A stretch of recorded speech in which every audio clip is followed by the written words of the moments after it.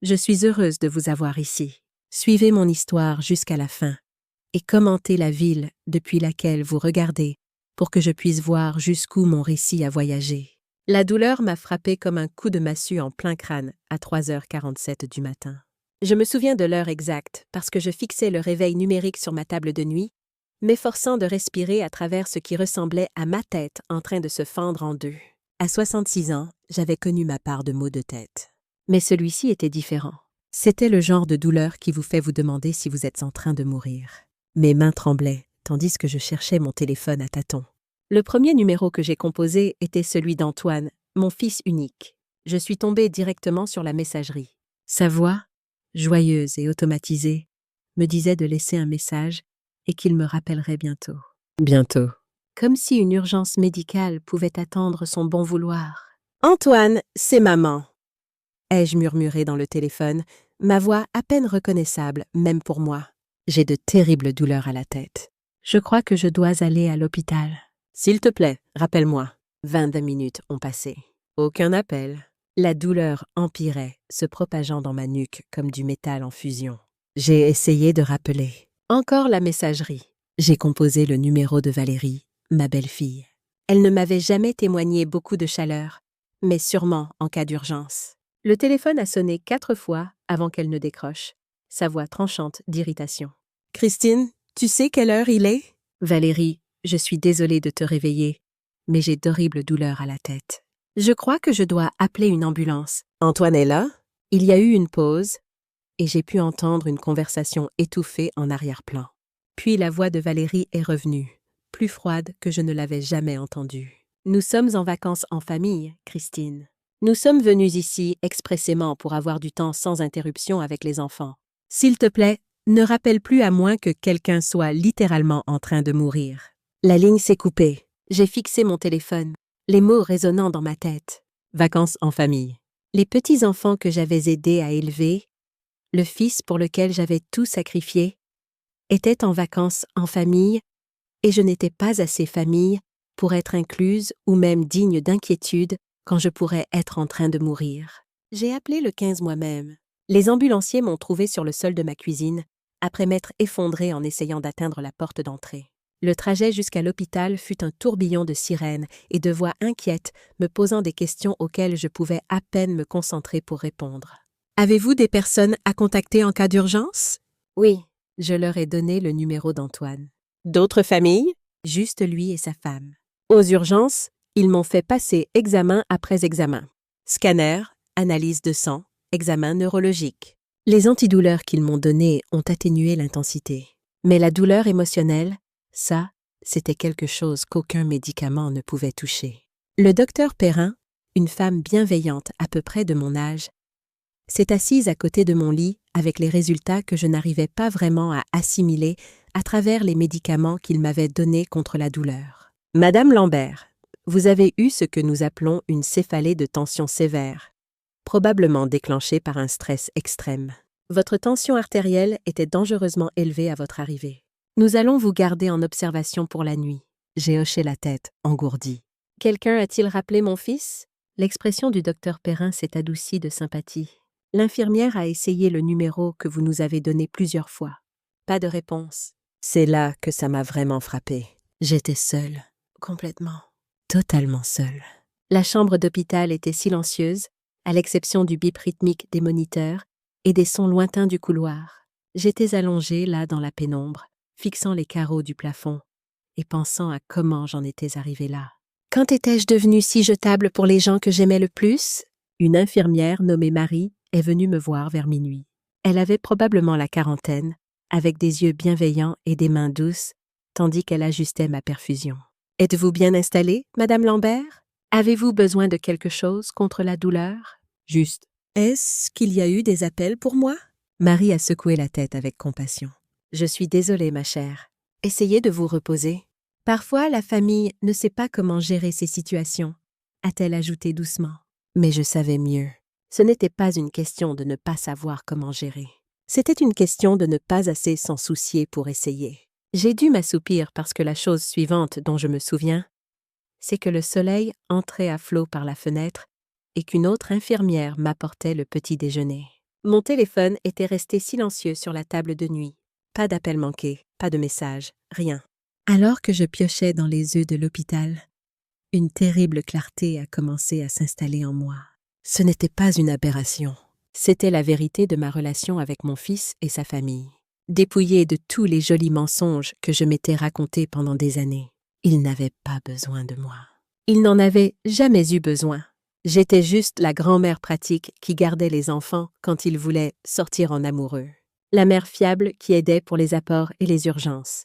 La femme dévouée qui ne demandait rien en retour sauf d'être incluse, d'être aimée, de compter. Mais je ne comptais pas.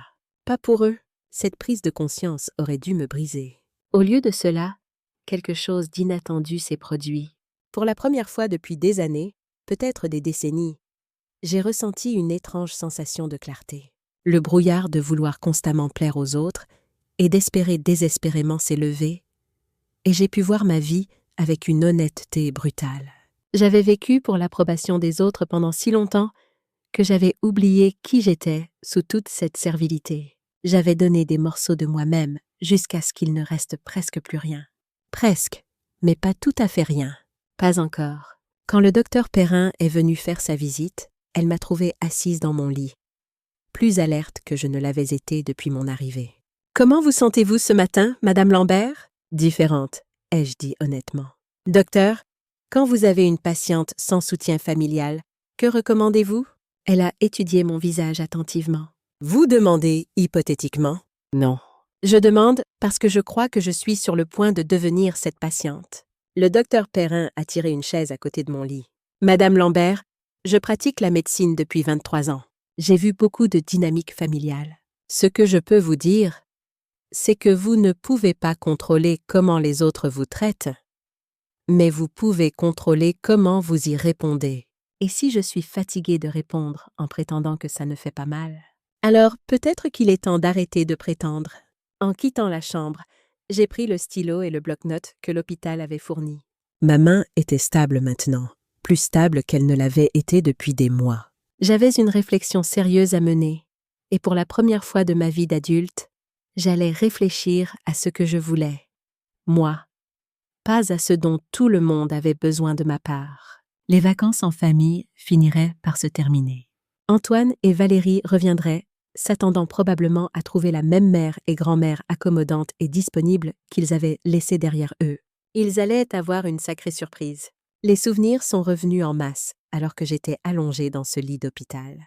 Chacun était une pièce d'un puzzle que j'avais été trop proche pour voir clairement. Comment étais-je devenue le distributeur automatique de la famille sans même m'en rendre compte? Cela avait commencé lentement, comme ces choses commencent toujours.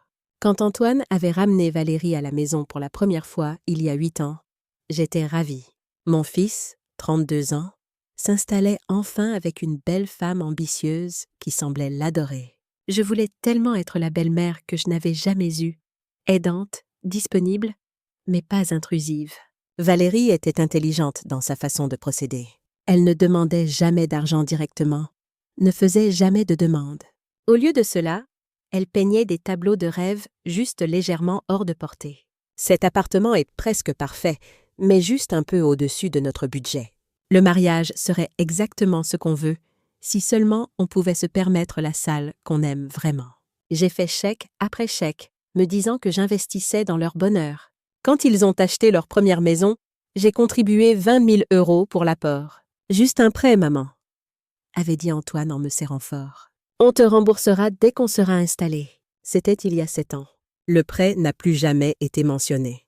Quand la petite Emma est née, j'étais aux anges. Ma première petite fille, une petite fille parfaite avec les yeux d'Antoine et mon menton têtu. Je me suis portée volontaire pour aider à garder les enfants, faisant les 40 minutes aller-retour jusqu'à leur maison 3 fois par semaine pour que Valérie puisse reprendre le travail à temps partiel. « Tu es une vraie bouée de sauvetage, Christine », disait Valérie, attrapant déjà son sac à main alors que je passais la porte.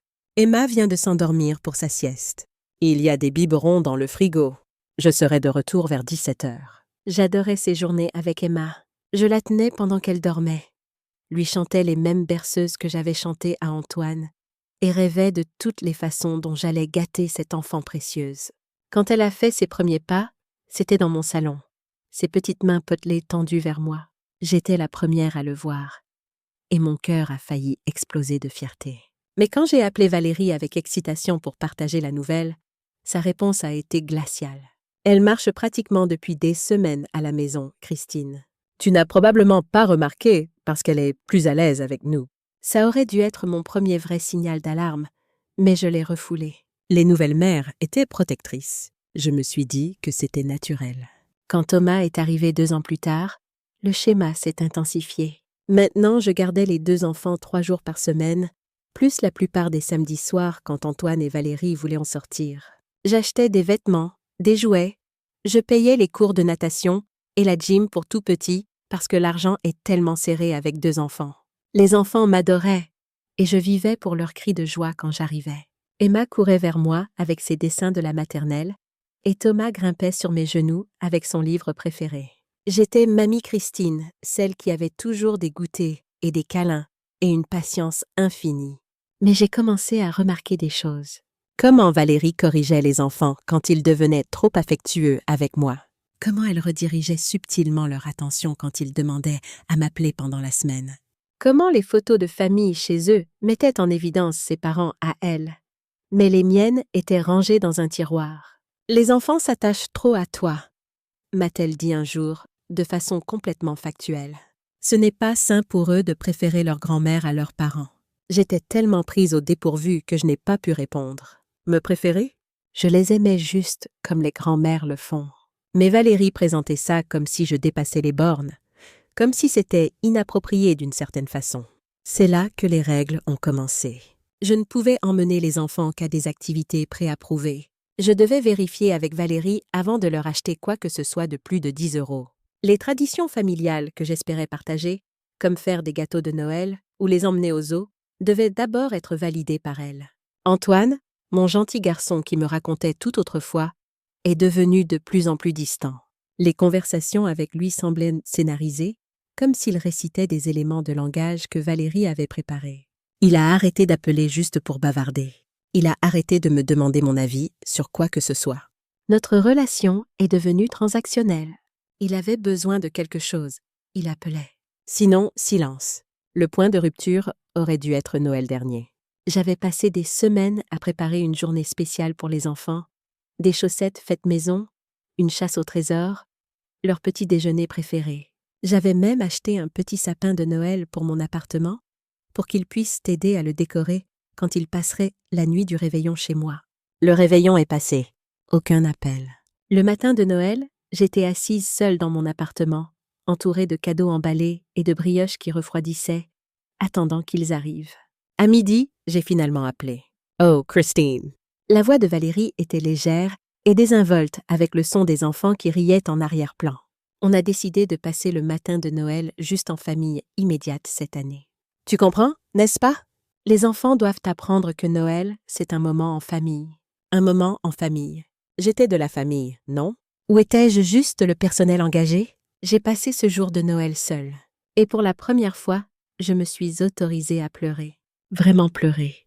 Pas les larmes silencieuses que je refoulais depuis des mois, mais des sanglots profonds et déchirants qui venaient d'un endroit que j'avais ignoré.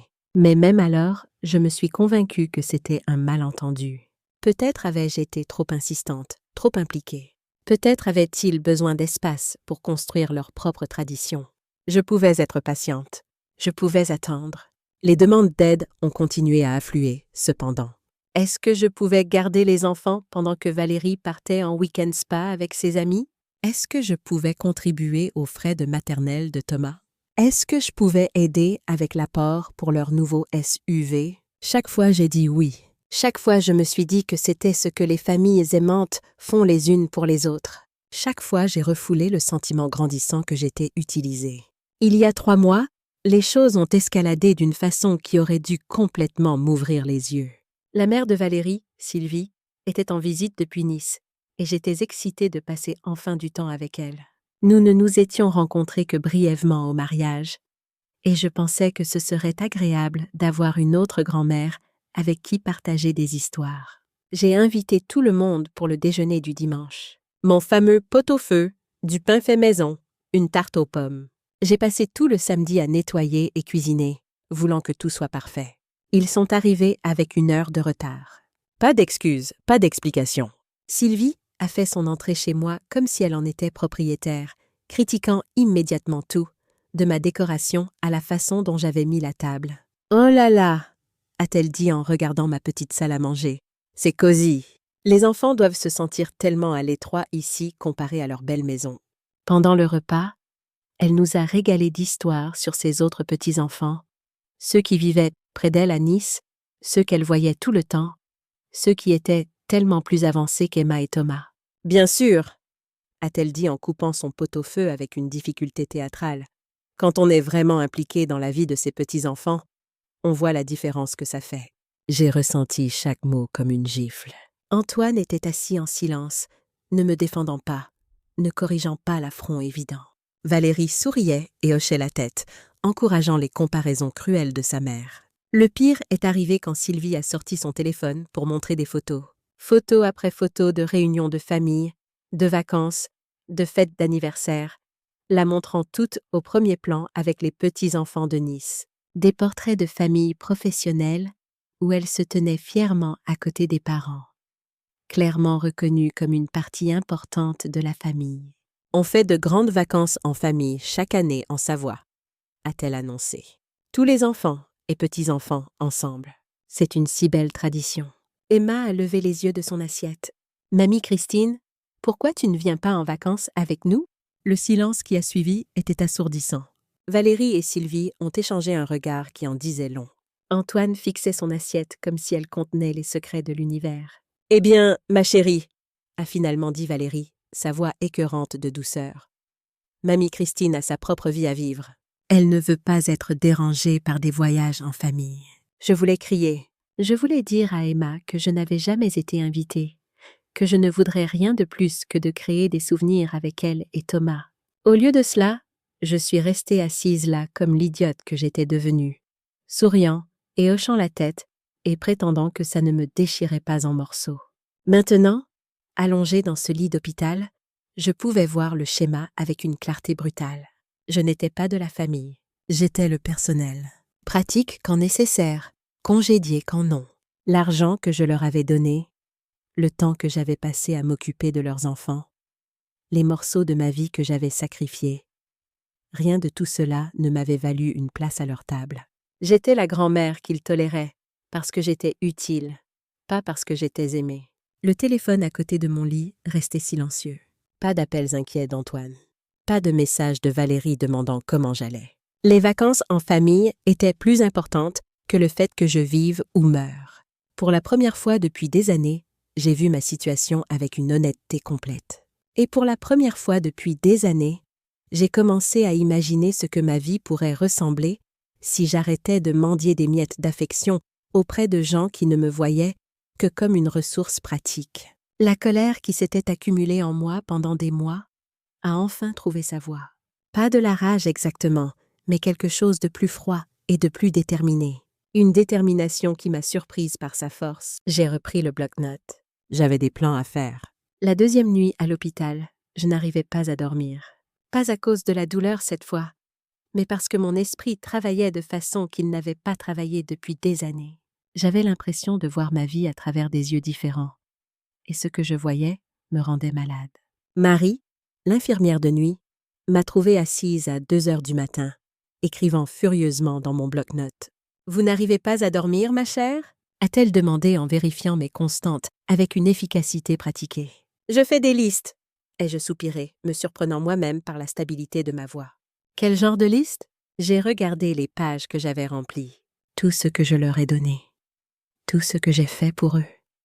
Tout ce que je ne ferai plus jamais. Marie a fait une pause dans son travail, étudiant mon visage. Des problèmes de famille? Des prises de conscience familiales. J'ai posé mon stylo et j'ai croisé son regard. « Marie, est-ce que je peux vous demander quelque chose? Si vous donniez et donniez à des gens qui ne faisaient que prendre et ne donnaient jamais rien en retour, comment appelleriez-vous cette relation? » Elle est restée silencieuse un moment, puis s'est assise sur le bord de mon lit. « J'appellerais ça malsain, et je demanderais pourquoi la personne permet que ça continue. » « Et si c'était la seule famille que vous aviez? » Ma chère, la famille, ce n'est pas une question de sang. C'est une question de qui se présente quand vous en avez besoin. Elle a fait un geste vers la chambre vide. Qui s'est présenté pour vous? Cette simple question m'a frappée comme un coup physique. Qui s'était présenté? Le docteur Perrin, qui avait pris le temps de vraiment m'écouter. Marie, qui me traitait avec plus de gentillesse en 2 jours que mon fils n'en avait montré depuis des années. Les ambulanciers, qui s'étaient précipités pour aider une inconnue. Même l'aumônier de l'hôpital qui était passé plus tôt pour prendre de mes nouvelles. Aucun d'entre eux n'était lié à moi. Pourtant, ils avaient tous montré plus de préoccupation pour mon bien-être que ma propre famille. Je crois que j'ai confondu obligation et amour, ai-je dit doucement. Marie a hoché la tête. C'est une erreur courante, mais il n'est jamais trop tard pour apprendre la différence. Après son départ, je suis retournée à mes listes. La première s'intitulait « Ce que j'ai donné ».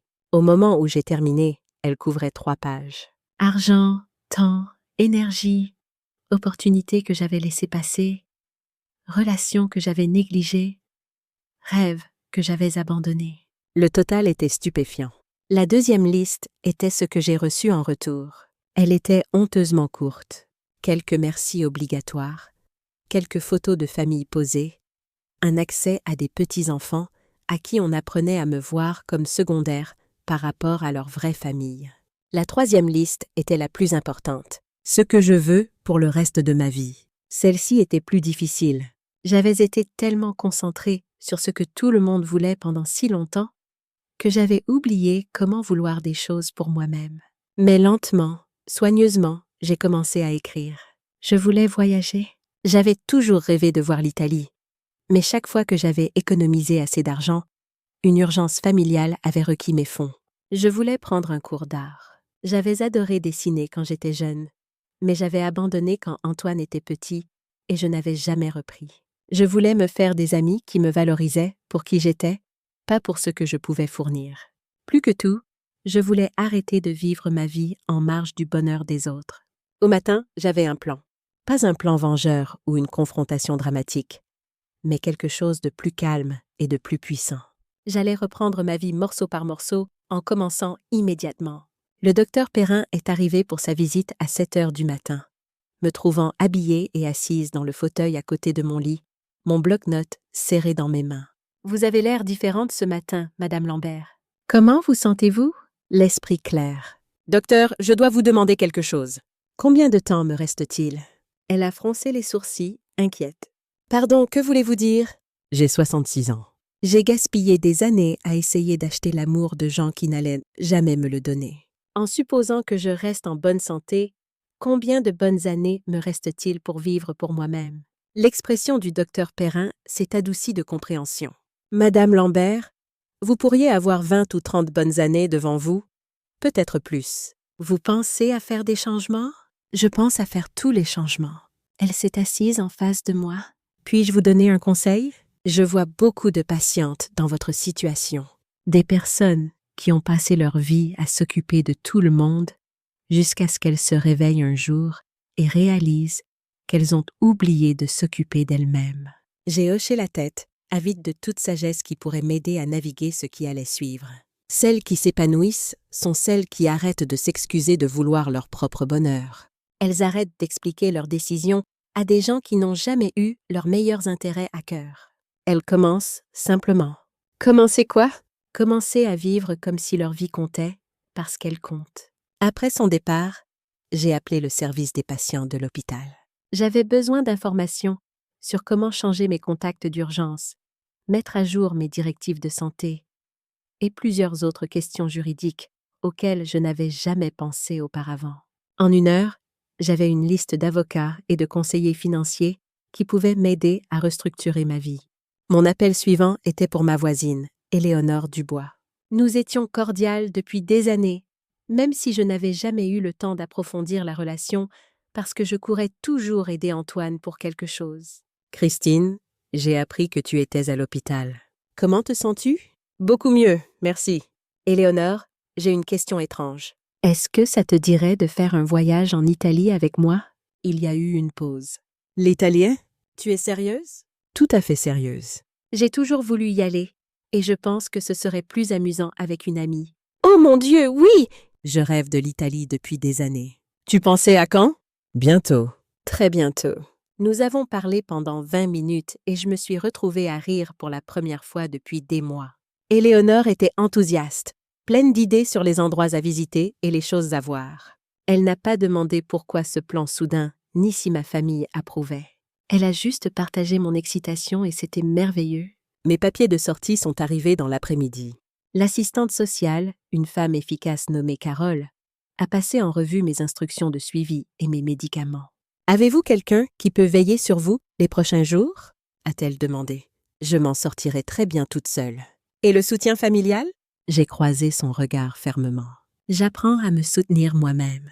Carole m'a étudié un moment, puis a fait une note dans mon dossier. « Madame Lambert, vous semblez être une femme très forte. Faites confiance à votre instinct. » En rassemblant mes quelques affaires, je me suis sentie plus légère que je ne l'avais été depuis des années. Le mal de tête avait disparu. Ma tension était normale.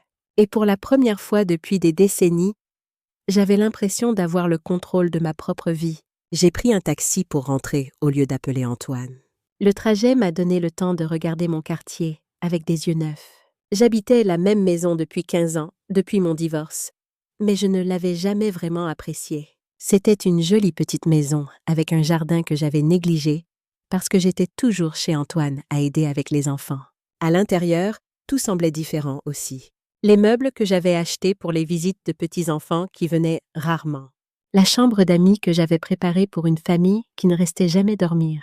La cuisine où j'avais préparé d'innombrables repas pour des gens qui tenaient mes efforts pour acquis. J'ai traversé chaque pièce, la voyant non pas comme une salle d'attente pour l'approbation des autres, mais comme mon espace, mon sanctuaire, mon foyer. La première chose que j'ai faite a été de débrancher le téléphone fixe. Si Antoine voulait me joindre, il pouvait appeler mon portable. Mais je n'allais plus rester assise près d'un téléphone, espérant des appels qui ne viendraient peut-être jamais. La deuxième chose que j'ai faite a été de sortir le dossier de brochures de voyage que je collectionnais depuis des années. L'Italie, la France, l'Angleterre, l'Irlande, des endroits que je rêvais de voir, mais que je n'avais jamais priorisés parce que la famille passait toujours en premier. Plus maintenant. J'ai étalé les brochures sur ma table de cuisine et j'ai commencé à planifier le voyage dont Éléonore et moi avions discuté. 2 semaines en Italie, commençant par Rome et traversant la Toscane. Je pouvais facilement me le permettre, maintenant que je ne finançais plus les rêves des autres. Alors que le soir approchait, j'ai senti une anxiété familière s'insinuer. C'était habituellement le moment où j'aurais appelé Antoine pour prendre des nouvelles, où j'aurais demandé des nouvelles des enfants, où j'aurais proposé mon aide pour n'importe quelle crise qui aurait émergé ce jour-là. Au lieu de cela, je me suis versé un verre de vin, quelque chose que je faisais rarement parce que Valérie avait un jour fait une remarque désobligeante sur les grands-mères qui boivent. Je me suis assise dans mon jardin, regardant le coucher de soleil peindre mes fleurs négligées d'une lumière dorée, et je me suis autorisée à être fière. J'avais survécu à une urgence médicale toute seule. J'avais fait des projets qui m'enthousiasmaient.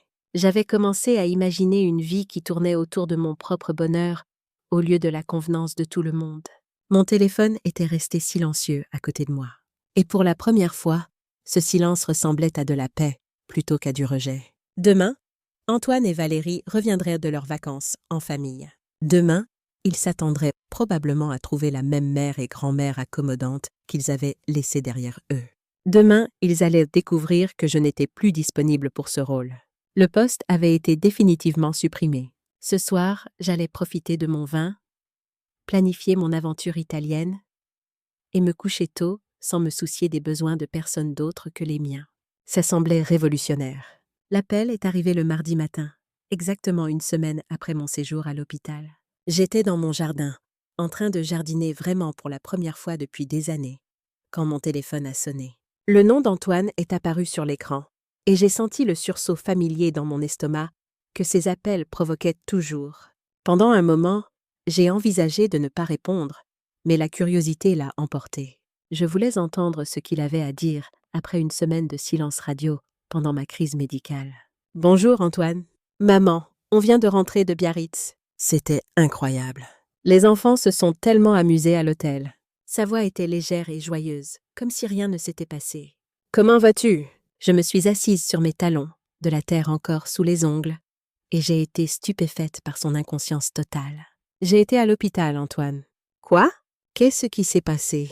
L'inquiétude dans sa voix m'aurait peut-être trompée il y a une semaine. Maintenant, elle sonnait creux, performative. Mardi dernier soir, violent maux de tête, tension artérielle dangereusement élevée. J'y suis restée 2 jours. Oh mon Dieu, maman, pourquoi tu ne m'as pas appelée? J'ai failli rire. Je t'ai appelée plusieurs fois. Tu n'as pas répondu. On était en vacances, maman. Tu sais comme le réseau peut être capricieux dans les stations balnéaires. J'ai aussi appelé Valérie. Elle m'a dit de ne pas vous déranger à moins que quelqu'un soit littéralement en train de mourir. Il y a eu une longue pause. Je pouvais pratiquement l'entendre chercher une explication qui rendrait ça raisonnable. Bon, tu vas bien maintenant, non? Je veux dire, tu as l'air d'aller bien. Je vais bien, Antoine, sans aucune aide de votre part. Maman, ne sois pas comme ça. On ne savait pas que c'était grave. Si tu avais su que c'était grave, quoi? Tu aurais écourté tes vacances? Tu te serais précipité à la maison pour t'assurer que j'allais bien?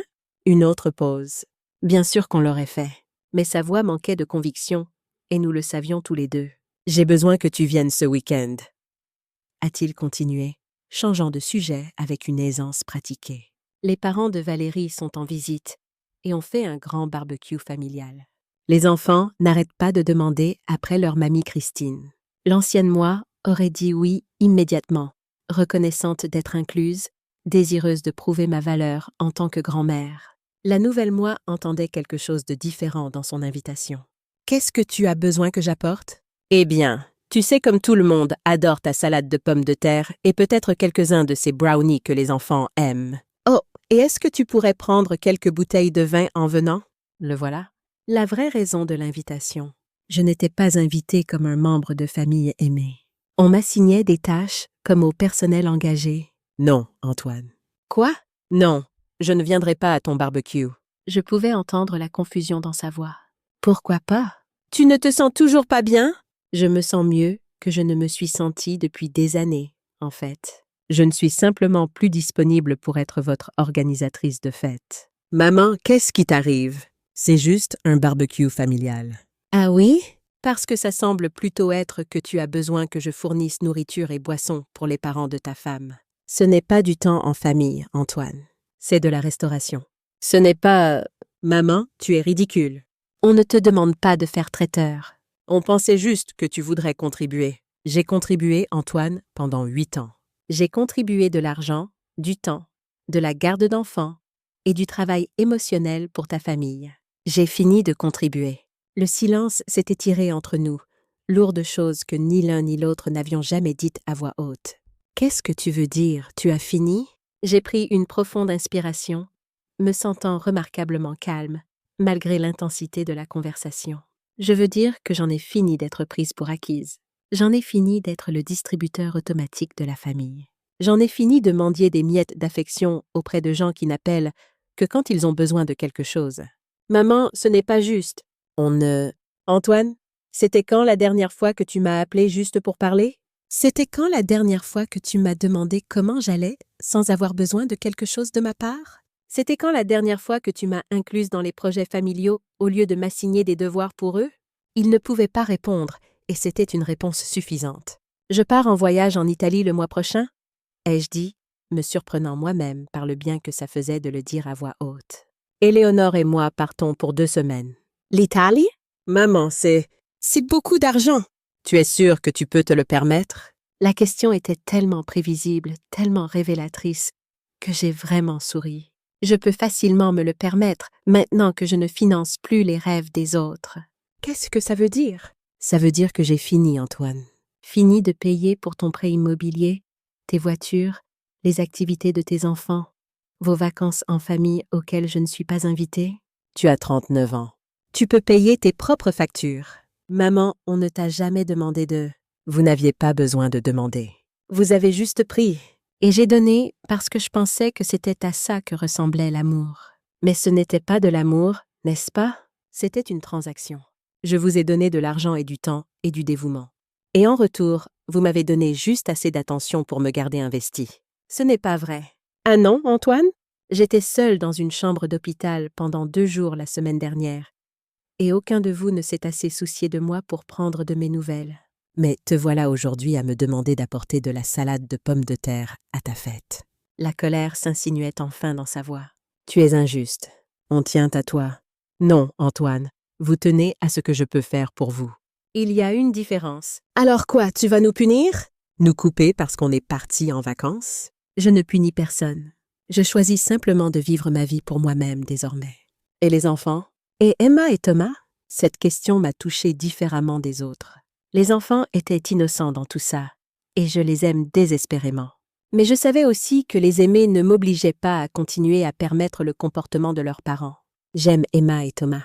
Je les aimerai toujours. Mais je ne serai plus disponible pour faire du babysitting.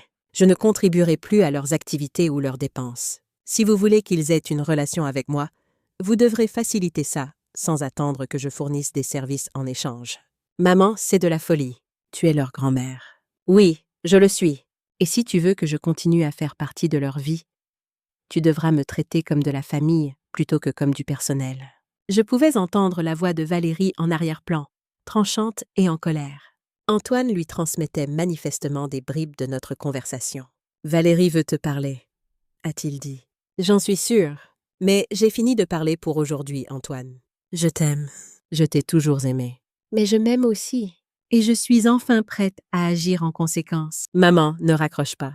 On doit régler ça. » « Il n'y a rien à régler. C'est comme ça que les choses vont être à partir de maintenant. Vous pouvez l'accepter ou non, mais vous ne pouvez pas le changer. » J'ai raccroché avant qu'il puisse répondre, puis j'ai immédiatement éteint mon téléphone. Mes mains tremblaient légèrement. Mais c'était de l'adrénaline, pas de la peur. Je venais de poser la première vraie limite de ma vie d'adulte, et c'était terrifiant et exaltant en même temps. 1 heure plus tard, ma sonnette a retenti. J'ai regardé par le Judas et j'ai vu Antoine debout sur mon perron, le visage rouge de colère. Valérie était à côté de lui, les bras croisés et l'expression orageuse. J'ai envisagé de ne pas répondre, mais cette conversation devait avoir lieu tôt ou tard, et j'étais aussi prête que je le serais jamais. « Bonjour, Antoine. » Valérie. J'ai gardé la porte partiellement fermée, ne les invitant pas à entrer. « Maman, on doit parler de tout ça !» a dit Antoine, sa voix tendue d'une frustration à peine contrôlée. Je crois avoir dit tout ce que j'avais à dire. Valérie a fait un pas en avant, sa voix écœurante de douceur. « Christine, je crois qu'il y a eu un malentendu. Nous sommes de la famille. » « La famille arrange les choses. Sommes-nous de la famille, Valérie ? Parce que les membres d'une famille montrent généralement de l'inquiétude quand quelqu'un est hospitalisé. Les membres d'une famille s'incluent mutuellement dans les événements importants. Les membres d'une famille ne se traitent pas mutuellement comme du personnel engagé. » Son masque a légèrement glissé. « Tu exagères. » « Donc, on est parti en vacances et on n'a pas vérifié nos téléphones constamment. Ça ne veut pas dire qu'on ne tient pas à toi. Vous n'avez pas juste omis de vérifier vos téléphones. Tu m'as spécifiquement dit de ne pas appeler à moins que quelqu'un soit littéralement en train de mourir. Eh bien, j'aurais pu être en train de mourir et vous vous en fichiez. » Antoine est intervenu. « Maman, on tient à toi. » « Bien sûr qu'on tient à toi. Mais tu ne peux pas t'attendre à ce qu'on laisse tout tomber chaque fois que tu as un mal de tête. » « Un mal de tête ?»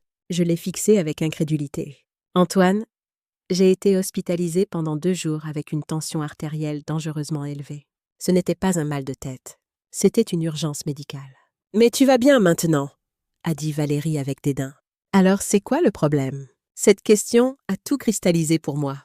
Ces gens pour lesquels j'avais tant sacrifié ne pouvaient véritablement pas comprendre pourquoi être abandonné pendant une crise médicale était un problème. Le problème, Valérie, c'est que je vois enfin clairement. Je vois que j'ai passé 8 ans à essayer d'acheter ma place dans une famille qui n'a jamais voulu de moi en premier lieu. « Ce n'est pas vrai !» a protesté Antoine, mais sa voix manquait de conviction. « Ah non, Antoine ? Réponds-moi honnêtement. Si j'arrêtais de vous donner de l'argent, arrêtais de faire du babysitting, arrêtais de fournir des services, voudrais-tu toujours de moi dans ta vie ?» La pause avant sa réponse m'a dit tout ce que j'avais besoin de savoir. Bien sûr qu'on voudrait. Mais maman, les relations, c'est du donnant-donnant. Tu as raison, ça l'est. Et pendant 8 ans, j'ai donné et vous avez pris. Il est temps que ça change. La patience de Valérie a finalement craqué. Tu es égoïste, Christine. Les enfants ont besoin de leur grand-mère. Les enfants ont besoin d'une grand-mère qui est valorisée pour qui elle est, pas pour ce qu'elle fournit. Ils ont besoin de voir des relations saines leur être données en exemple. Ce dont ils n'ont pas besoin, c'est de regarder leurs parents exploiter quelqu'un qui les aime. Exploiter? La voix d'Antoine s'est élevée. Maman, on ne t'a jamais exploité. Tout ce que tu as fait, tu as proposé de le faire. Tu as raison. J'ai proposé parce que j'étais désespérée pour votre amour et votre acceptation. Et je pensais que si je donnais juste assez, faisais assez, sacrifiais assez, vous finiriez par me voir comme digne d'être incluse dans votre famille. J'ai pris une inspiration, me sentant remarquablement calme malgré l'intensité de la conversation. Mais je n'ai plus besoin de mériter l'amour. Je pars en Italie avec Éléonore. Je prends des cours d'art. Je vais vivre la vie que j'ai mise en attente pendant que j'attendais que vous décidiez que j'étais assez bien. Alors c'est ça? Le masque de Valérie avait complètement disparu maintenant, sa voix tranchante de colère. Tu vas simplement abandonner tes responsabilités?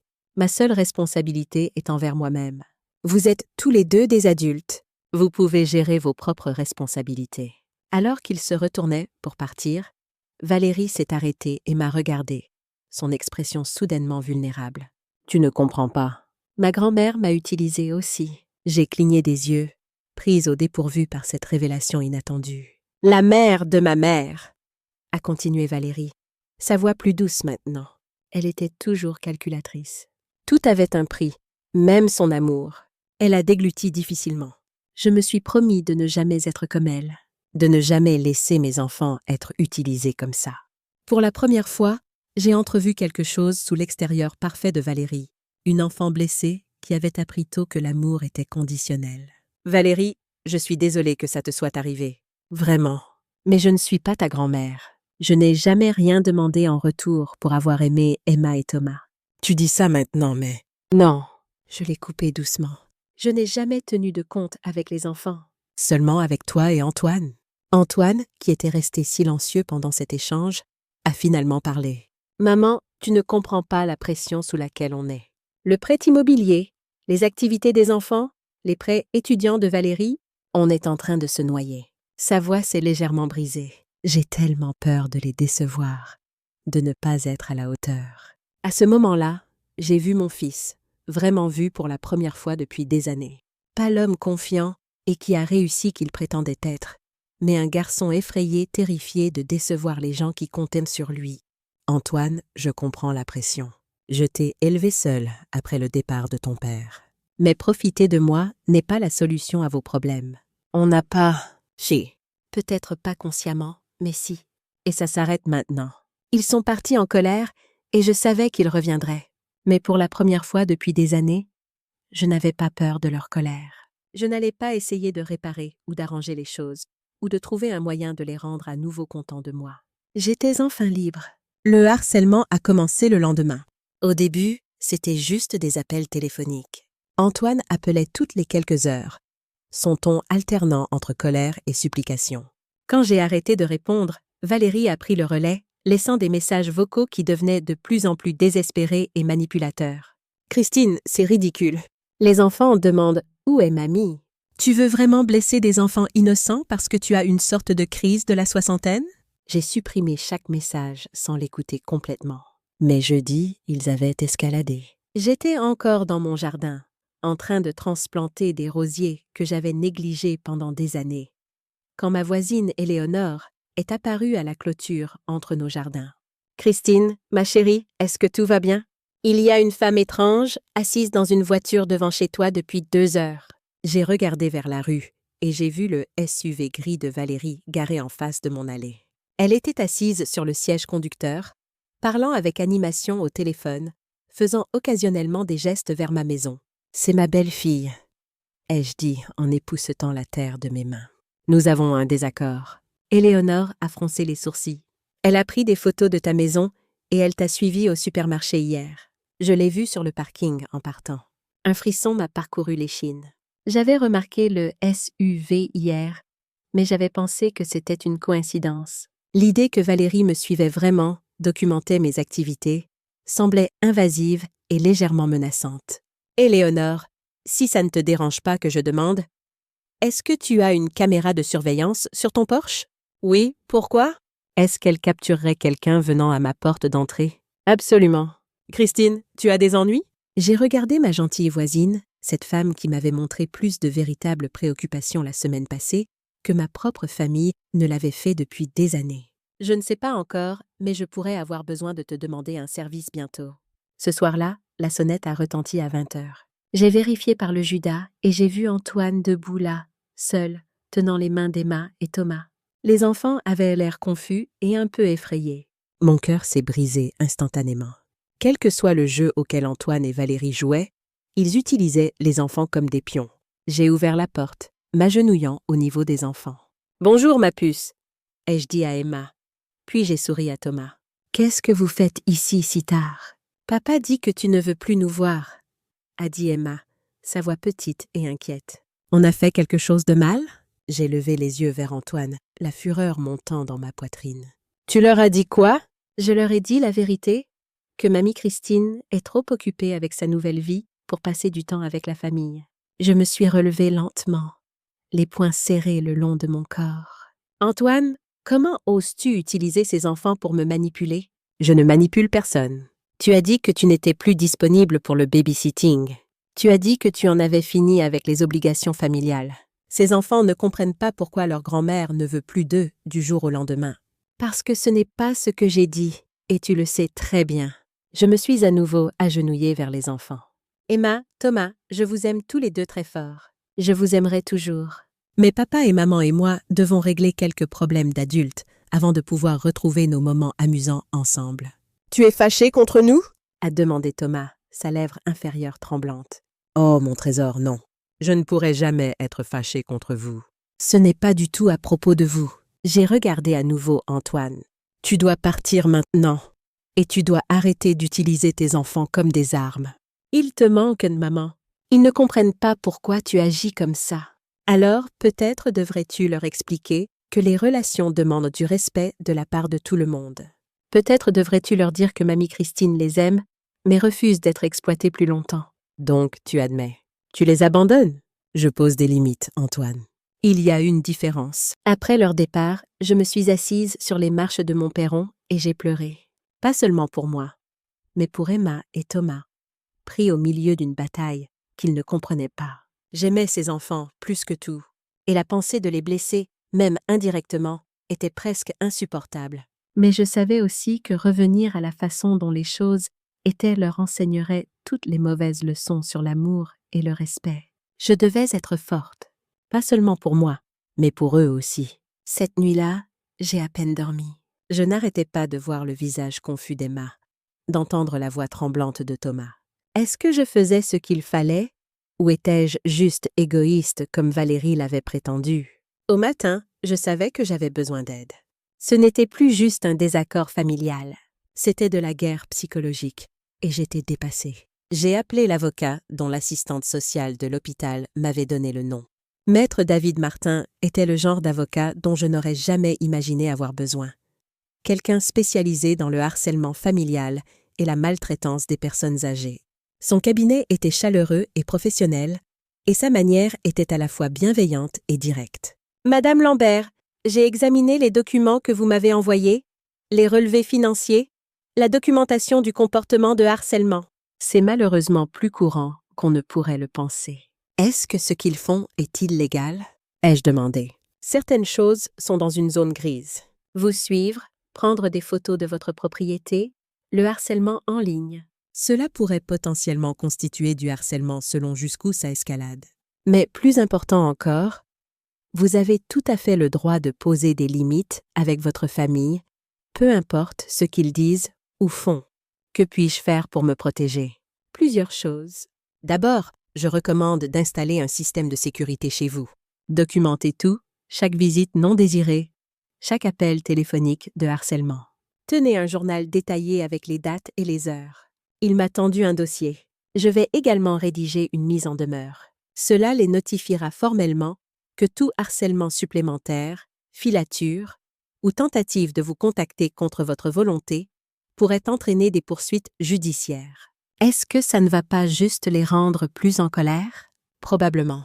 Mais ça leur fera aussi comprendre clairement que vous êtes sérieuse concernant vos limites et ça crée une trace juridique si nous devons poursuivre avec des ordonnances d'éloignement plus tard. J'ai ressenti un pincement de culpabilité. Une ordonnance d'éloignement contre mon propre fils. Comment les choses en étaient-elles arrivées là? Maître Martin sembla lire mes pensées. Madame Lambert, poser des limites ne vise pas à les punir. C'est vous protéger. Vous méritez la paix et le respect. En quittant son cabinet, je me suis sentie à la fois renforcée et attristée. Je faisais ce que je devais faire, mais le prix était élevé. Cet après-midi-là, j'ai conduit jusqu'à un petit magasin de fournitures d'art de l'autre côté de la ville. Je m'étais inscrite à un cours de dessin pour débutants au centre culturel et j'avais besoin de fournitures. En déambulant dans les allées, touchant les fusains et les carnets de croquis, une sensation étrange m'a envahie, de l'excitation mêlée de terreur. Je n'avais rien créé pour moi-même depuis des décennies. Et si j'étais nulle? Et si j'avais perdu le peu de talent que j'avais eu autrefois? C'est la première fois? A demandé le vieil homme derrière le comptoir, alors que je posais mes sélections devant lui. La première fois depuis très longtemps, ai-je admis. Il a souri avec compréhension. C'est comme faire du vélo. La joie revient, même si la technique prend un peu plus de temps. J'espérais qu'il avait raison. Parce qu'en ce moment, j'avais besoin de toute la joie que je pouvais trouver. Le vendredi matin a apporté un nouveau développement. Je me préparais pour mon cours d'art. Quelque chose que j'attendais avec impatience toute la semaine, quand Éléonore a frappé à ma porte. « Christine, je crois que tu dois voir ça. » Elle m'a tendu une feuille de papier qu'elle avait imprimée de son ordinateur. Quelqu'un a publié des choses sur toi en ligne. J'ai fixé la publication Facebook, me sentant nauséeuse. C'était du compte de Valérie, et ça avait été partagé des dizaines de fois. Situation déchirante avec ma belle-mère. Après tout ce que notre famille a fait pour elle au fil des années, elle a décidé de nous couper complètement. Elle refuse même de voir ses propres petits-enfants. On essaye de comprendre ce qu'on a fait de mal, mais elle refuse de nous parler. S'il vous plaît, gardez notre famille dans vos pensées pendant cette période difficile. Les commentaires étaient brutaux. Des gens que je ne connaissais même pas me traitaient d'égoïste, de sans-cœur, de grand-mère horrible. Plusieurs personnes avaient partagé leurs propres histoires de membres âgés de la famille ingrat qui s'étaient retournés contre leur famille. « Il y a plus », a dit Éléonore doucement. Elle a posté des photos des enfants qui ont l'air tristes, disant qu'ils n'arrêtent pas de demander où est partie mamie Christine. J'ai rendu le papier à Éléonore, mes mains tremblant de rage. Elle essaie de me faire honte publiquement pour me forcer à céder. « Qu'est-ce que tu vas faire? » Je vais à mon cours d'art et ensuite je vais parler à mon avocat. Le cours d'art était exactement ce dont j'avais besoin. Pendant 3 heures, je me suis perdue dans les aquarelles et le fusain, entourée d'autres personnes qui étaient là simplement parce qu'elles voulaient créer quelque chose de beau. Personne ne savait rien de mon drame familial. Personne n'avait besoin de moi pour quoi que ce soit, sauf ma présence et ma participation. Mon instructrice, Patricia, était une femme à peu près de mon âge qui avait commencé à peindre après sa retraite. Pendant la pause, elle s'est assise à côté de moi alors que je travaillais sur un paysage. « Vous avez un œil naturel pour la couleur », a-t-elle dit. « Vous avez déjà peint avant? » « Pas depuis ma jeunesse. » J'avais toujours prévu de m'y remettre, mais la vie s'en est mêlée. La vie a tendance à faire ça, mais il n'est jamais trop tard pour reprendre les choses qui nous apportent de la joie. Ces paroles sont restées avec moi alors que je me rendais au cabinet de l'avocat cet après-midi-là. Essayer de créer quelque chose après tant d'années était humiliant. Mes mains ne se souvenaient plus tout à fait de quoi faire, et mes premières tentatives étaient maladroites et enfantines. Mais il y avait quelque chose de profondément satisfaisant dans le processus lui-même, dans le fait de faire quelque chose qui existait purement parce que je le voulais. Maître Martin était indigné quand je lui ai montré les publications Facebook. « Ça dépasse les bornes, Madame Lambert. » Utiliser des enfants pour manipuler l'opinion publique est particulièrement répréhensible. Peut-on faire quelque chose? Nous pouvons l'inclure dans la mise en demeure. Et si elle ne retire pas les publications, nous pouvons envisager une action en diffamation. « Je ne veux pas poursuivre mon fils et sa femme, » ai-je dit d'un air las. « Je veux juste qu'ils me laissent tranquille. Je comprends. » Commençons par la mise en demeure et voyons comment ils réagissent. Le week-end a été merveilleusement calme. Antoine et Valérie semblaient se regrouper, et j'ai utilisé ce temps pour installer les caméras de surveillance que Maître Martin avait recommandées et pour continuer à planifier mon voyage en Italie avec Éléonore. Le dimanche soir, Je lisais un guide de voyage sur la Toscane quand mon téléphone a sonné. Le numéro était inconnu, mais j'ai répondu quand même. « C'est bien Christine Lambert ?» La voix était âgée, féminine et inconnue. « Oui, qui est-ce ?»« Je m'appelle Dorothée Leroy. J'ai vu les publications vous concernant en ligne et je voulais vous contacter. » Mon estomac s'est noué. « Pardon, je ne comprends pas. »« Ma chère, j'ai traversé quelque chose de très similaire avec ma propre famille il y a 5 ans. Des détails différents, mais le même schéma.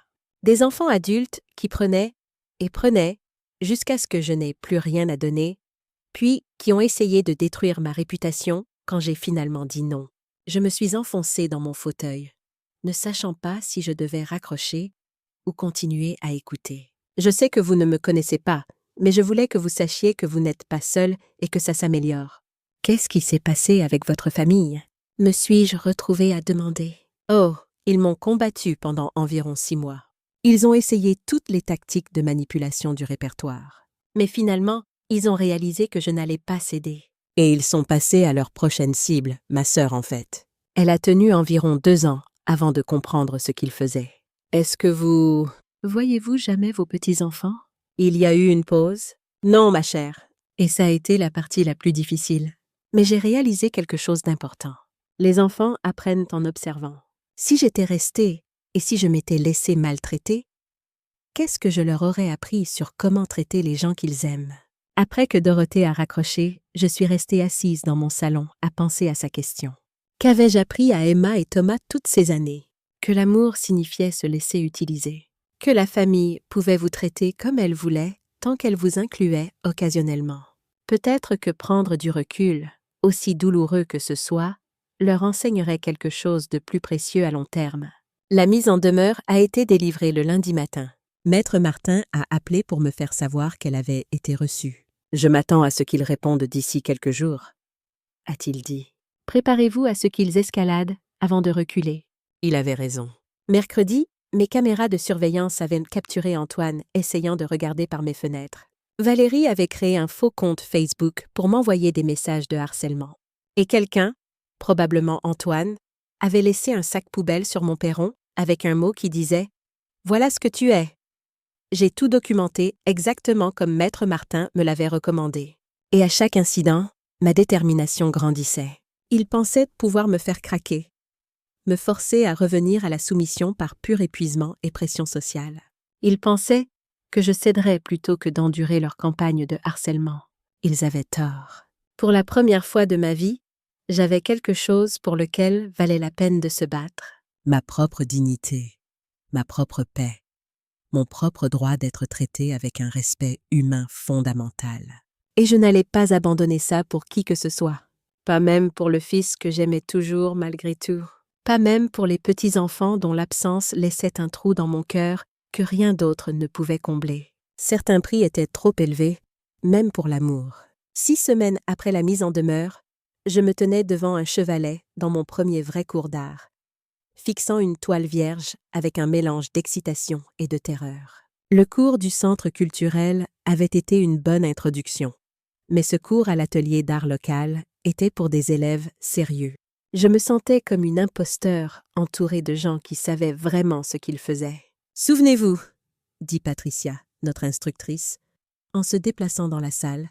« L'art n'est pas une question de perfection, c'est une question d'expression. N'ayez pas peur de faire des erreurs. » Facile à dire pour elle. Mon premier coup de pinceau était hésitant, maladroit. Le bleu était trop foncé, la ligne trop rigide. J'ai grimacé, prête à recommencer. « Non » dit Patricia soudainement à côté de moi. « Ne l'effacez pas. Travaillez avec. » Parfois, nos erreurs nous mènent à des endroits que nous n'aurions jamais découverts autrement. J'ai pensé à quel point c'était applicable à ma vie en ce moment. L'erreur de finalement me défendre m'avait menée à cette salle de classe, à de nouvelles amitiés, à une version de Christine Lambert que je ne savais pas exister.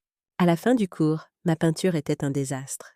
Les couleurs boueuses, la perspective complètement fausse. J'ai senti une honte familière s'insinuer. La voix qui m'avait toujours dit que je n'étais pas assez bien. « Je devrais m'en tenir au jardinage », ai-je plaisanté à Patricia en nettoyant mes pinceaux. « Vous savez, » a-t-elle dit pensivement, les premiers travaux de Van Gogh étaient terribles, vraiment affreux. Mais il a continué à peindre. Ce n'est pas une question de talent, Christine. C'est une question de persévérance. Je ne suis pas sûre d'avoir 3 heures par semaine pour être systématiquement nulle, ai-je dit. Patricia rit. Alors soyez nulle pendant 15 minutes par jour, mais n'abandonnez pas avant de vous être donné une chance de réussir. Ce soir-là, j'ai installé un petit espace de peinture dans ma chambre d'amis, plus une chambre d'amis pour une famille qui ne venait jamais, mais mon atelier. J'ai passé 15 minutes à travailler sur une simple nature morte, une pomme sur ma table de cuisine. C'était encore mauvais, mais peut-être un peu moins mauvais que mon travail en cours. Du progrès, me suis-je dit. Ça n'avait pas besoin d'être parfait. Ça devait juste être à moi. Le lendemain matin, Dorothée Leroy a appelé pour prendre de mes nouvelles. Depuis notre première conversation, elle était devenue une sorte de mentor. Une femme qui avait parcouru ce chemin avant moi et en était ressortie plus forte de l'autre côté. « Comment tenez-vous le coup, ma chère ?» a-t-elle demandé. « Mieux certains jours que d'autres, ai-je admis. Le harcèlement s'est principalement arrêté depuis la mise en demeure, mais les enfants me manquent terriblement. Ça ne part jamais vraiment, a-t-elle dit doucement. Mais ça devient plus facile. Et il y a quelque chose dont je voulais vous parler. Elle m'a parlé d'un groupe de soutien qu'elle avait créé.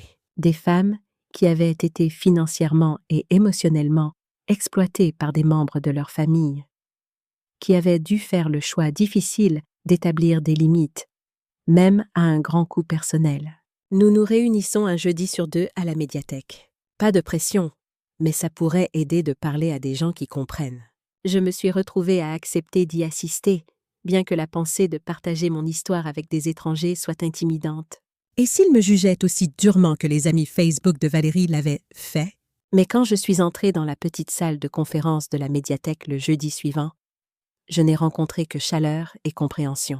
Il y avait Marguerite, dont les 3 fils l'avaient systématiquement isolée de ses amis et activité tout en drainant ses économies de retraite. Il y avait Hélène, dont la fille avait falsifié sa signature sur des chèques pendant des années. Il y avait Alice, dont le gendre avait convaincu sa fille qu'Alice était trop négative et devait être coupée des petits-enfants, à moins qu'elle ne devienne plus encourageante envers leur choix. Ce que nous avions toutes en commun, c'est que nous avions été conditionnées depuis l'enfance à croire que la loyauté familiale signifiait accepter les mauvais traitements. Nous avions toutes confondu permettre avec aimer, sacrifice avec dévotion. « Vous savez ce que j'ai réalisé ?» a dit Marguerite pendant la réunion. « J'ai passé tellement de temps à essayer d'être la mère qu'il voulait que j'ai oublié d'être la femme que je devais être. » Cette phrase est restée avec moi, devenant une sorte de mantra dans les semaines qui ont suivi. Éléonore et moi avons finalisé nos plans pour l'Italie. 2 semaines, commençant par Rome, puis Florence, la Toscane et finalement Venise. Nous nous étions fait plaisir avec de bons hôtels et quelques expériences spéciales, comme un cours de cuisine dans un petit village toscan. J'avais toujours rêvé de voir l'art de la Renaissance en personne, de me tenir devant le David de Michel-Ange et la Vénus de Botticelli. Maintenant, à 66 ans, j'allais enfin le faire. Mais à mesure que la date de départ approchait, une nouvelle anxiété a pris le dessus. Et si je n'y arrivais pas? Et si j'étais trop vieille, trop ancrée dans mes habitudes, trop effrayée pour vraiment monter dans cet avion et traverser le continent vers un pays dont je ne parlais pas couramment la langue? Et si je faisais une terrible erreur, ai-je confessé à Éléonore autour d'un café. « Oh, ma chérie !» a-t-elle dit en tendant la main à travers la table pour serrer la mienne. « La seule erreur serait de ne pas y aller parce que tu as peur. Nous allons passer le meilleur moment de nos vies. Mais et si l'avion s'écrasait? Et si on se faisait voler? Et si on détestait la nourriture? » Elle a souri. « Et si on voyait la chapelle Sixtine et que ça changeait nos vies? » Et si on rencontrait des gens intéressants et qu'on vivait des aventures dont on parlera pendant des années? Et si ce voyage était le début du chapitre le plus excitant de ta vie? Je ne pouvais pas argumenter contre cette logique. La peur était réelle, mais l'excitation aussi. Et pour la première fois de ma vie d'adulte, je faisais des choix basés sur ce que je voulais, pas sur ce dont quelqu'un d'autre avait besoin de ma part. 3 jours avant notre départ, j'ai reçu un appel inattendu d'Emma. D'une façon ou d'une autre, elle avait réussi à avoir mon numéro. « Mamie Christine ?»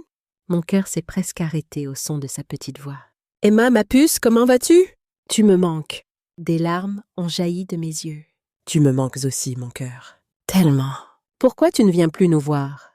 Tu es encore fâché contre papa? Comment expliquer des dynamiques adultes complexes à une enfant de 8 ans? Je ne suis pas fâchée contre ton papa, Emma.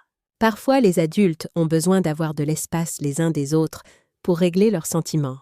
Maman dit que tu ne nous aimes plus. La cruauté de ce mensonge m'a coupé le souffle. Emma, je veux que tu m'écoutes très attentivement. Je t'aime, toi et Thomas, plus que tu ne peux l'imaginer. Je vous aimerai toujours, mais aimer quelqu'un ne veut pas dire le laisser te traiter mal. Je ne comprends pas.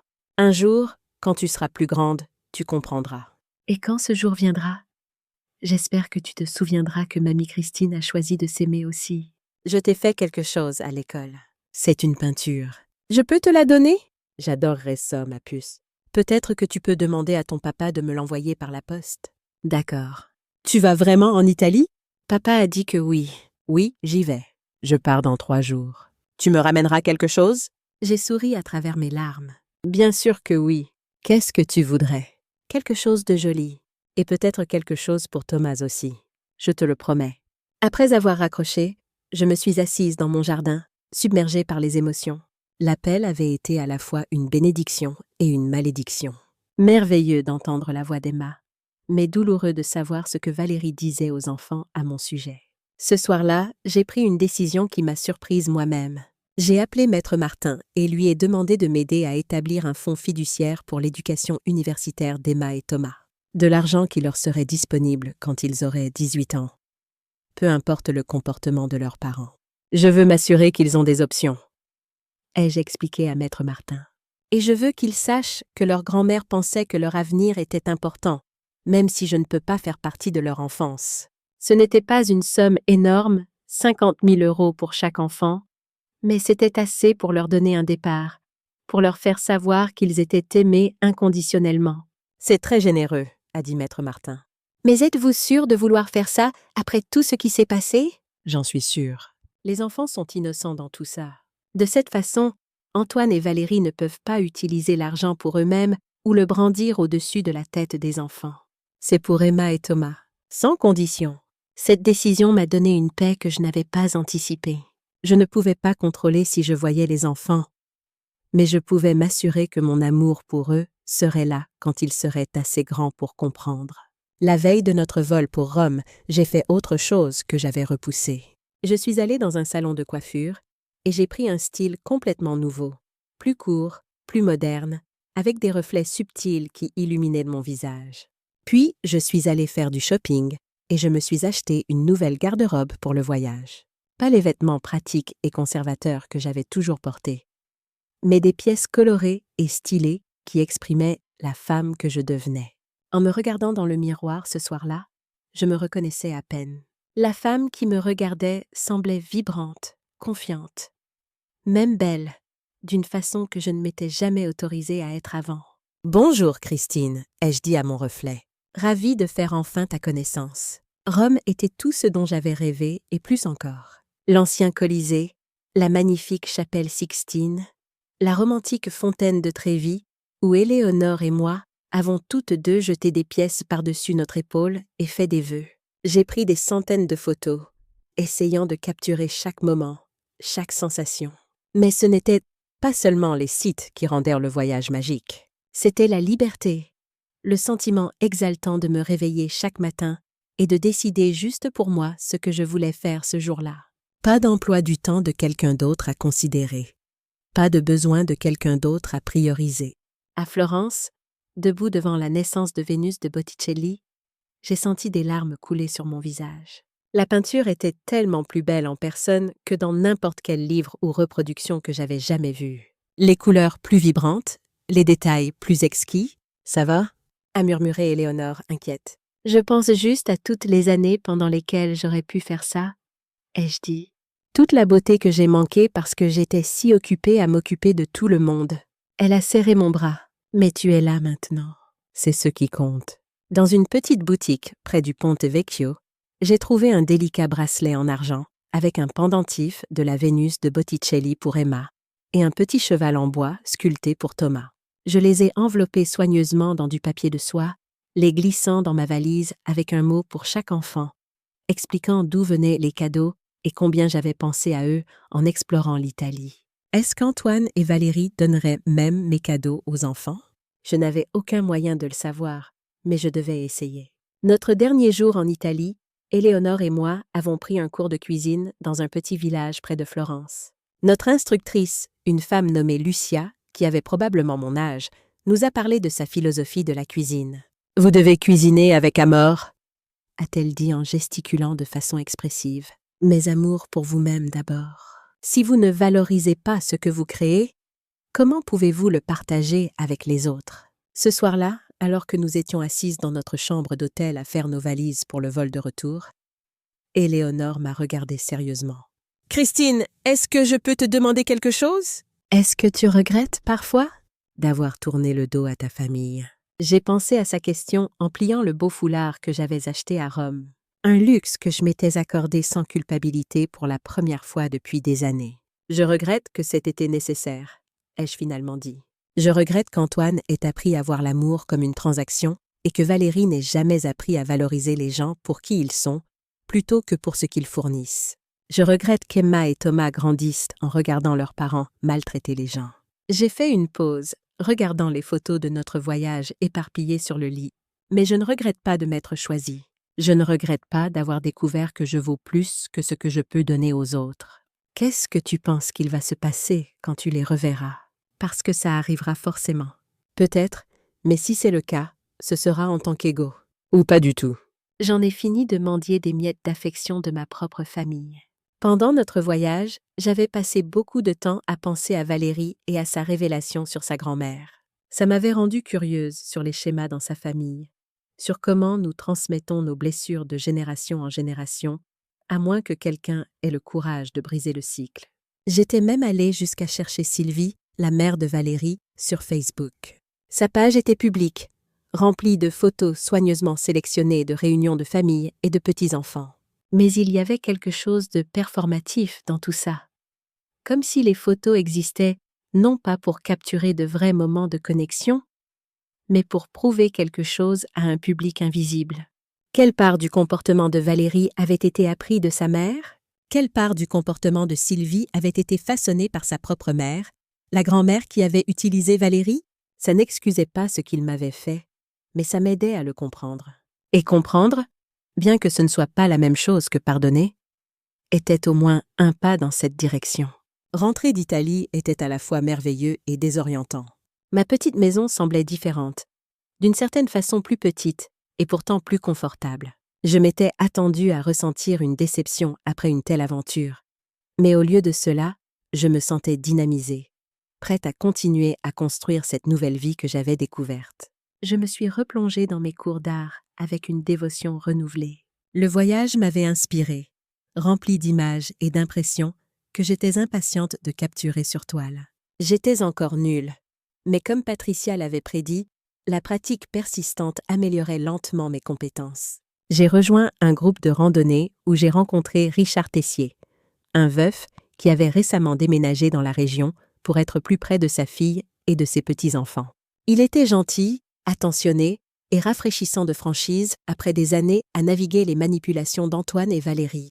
Le problème avec les enfants adultes difficiles, m'a-t-il dit un soir au dîner, c'est qu'on passe tellement d'énergie à essayer de réparer la relation qu'on oublie qu'il y a d'autres relations possibles. Il avait raison. J'avais été tellement concentrée sur le fait de mériter l'amour de gens qui étaient incapables de le donner, que j'avais manqué des opportunités de connexion authentique avec des gens qui me valorisaient vraiment. 3 semaines après notre retour d'Italie, le test est arrivé. Antoine a appelé la première fois que j'avais de ses nouvelles depuis des mois. « Maman, je crois qu'on doit parler. » Sa voix était différente, moins exigeante, plus hésitante. « De quoi, Antoine? » »« De tout. De comment les choses ont mal tourné. Valérie et moi avons parlé et on pense que peut-être on n'a pas bien géré les choses. » J'étais silencieuse, attendant la suite. « Les enfants te manquent. Tu nous manques. Peut-être qu'on pourrait recommencer à zéro. » Recommencer à zéro. Comment? Je ne sais pas. Peut-être qu'on pourrait déjeuner ensemble un jour. Juste parler. L'ancienne moi aurait dit oui immédiatement. Reconnaissante pour n'importe quelle reconnaissance, n'importe quelle ouverture. La nouvelle moi a considéré attentivement. « Antoine, je suis prête à avoir une conversation, Mais j'ai besoin que tu comprennes que je ne suis plus la même personne qu'avant. J'ai des limites maintenant, et je ne vais pas les négocier pour garder la paix. Je comprends. Tu comprends vraiment? Parce que ce n'est pas une question de toi qui t'excuse, et moi qui retourne être disponible pour tout ce dont tu as besoin. C'est une question de construire un type de relation complètement différent, si on doit en avoir une. Il y a eu une longue pause. À quoi ça ressemblerait? Ça ressemblerait à du respect mutuel. Ça ressemblerait à ce que tu valorises mon temps et mes sentiments de la même façon que je valorise les tiens. Ça ressemblerait à ce que je sois incluse dans les décisions familiales qui me concernent, pas juste assignée à des tâches pour soutenir des décisions que vous avez déjà prises. Maman, Je crois que je commence à comprendre ce que tu essayais de nous dire. Je l'espère, Antoine, parce que je t'aime, mais je m'aime aussi. Et je ne sacrifierai plus l'un pour l'autre. Nous avons convenu de nous retrouver pour déjeuner la semaine suivante dans un endroit neutre, un petit café en centre-ville où aucun de nous n'était jamais allé.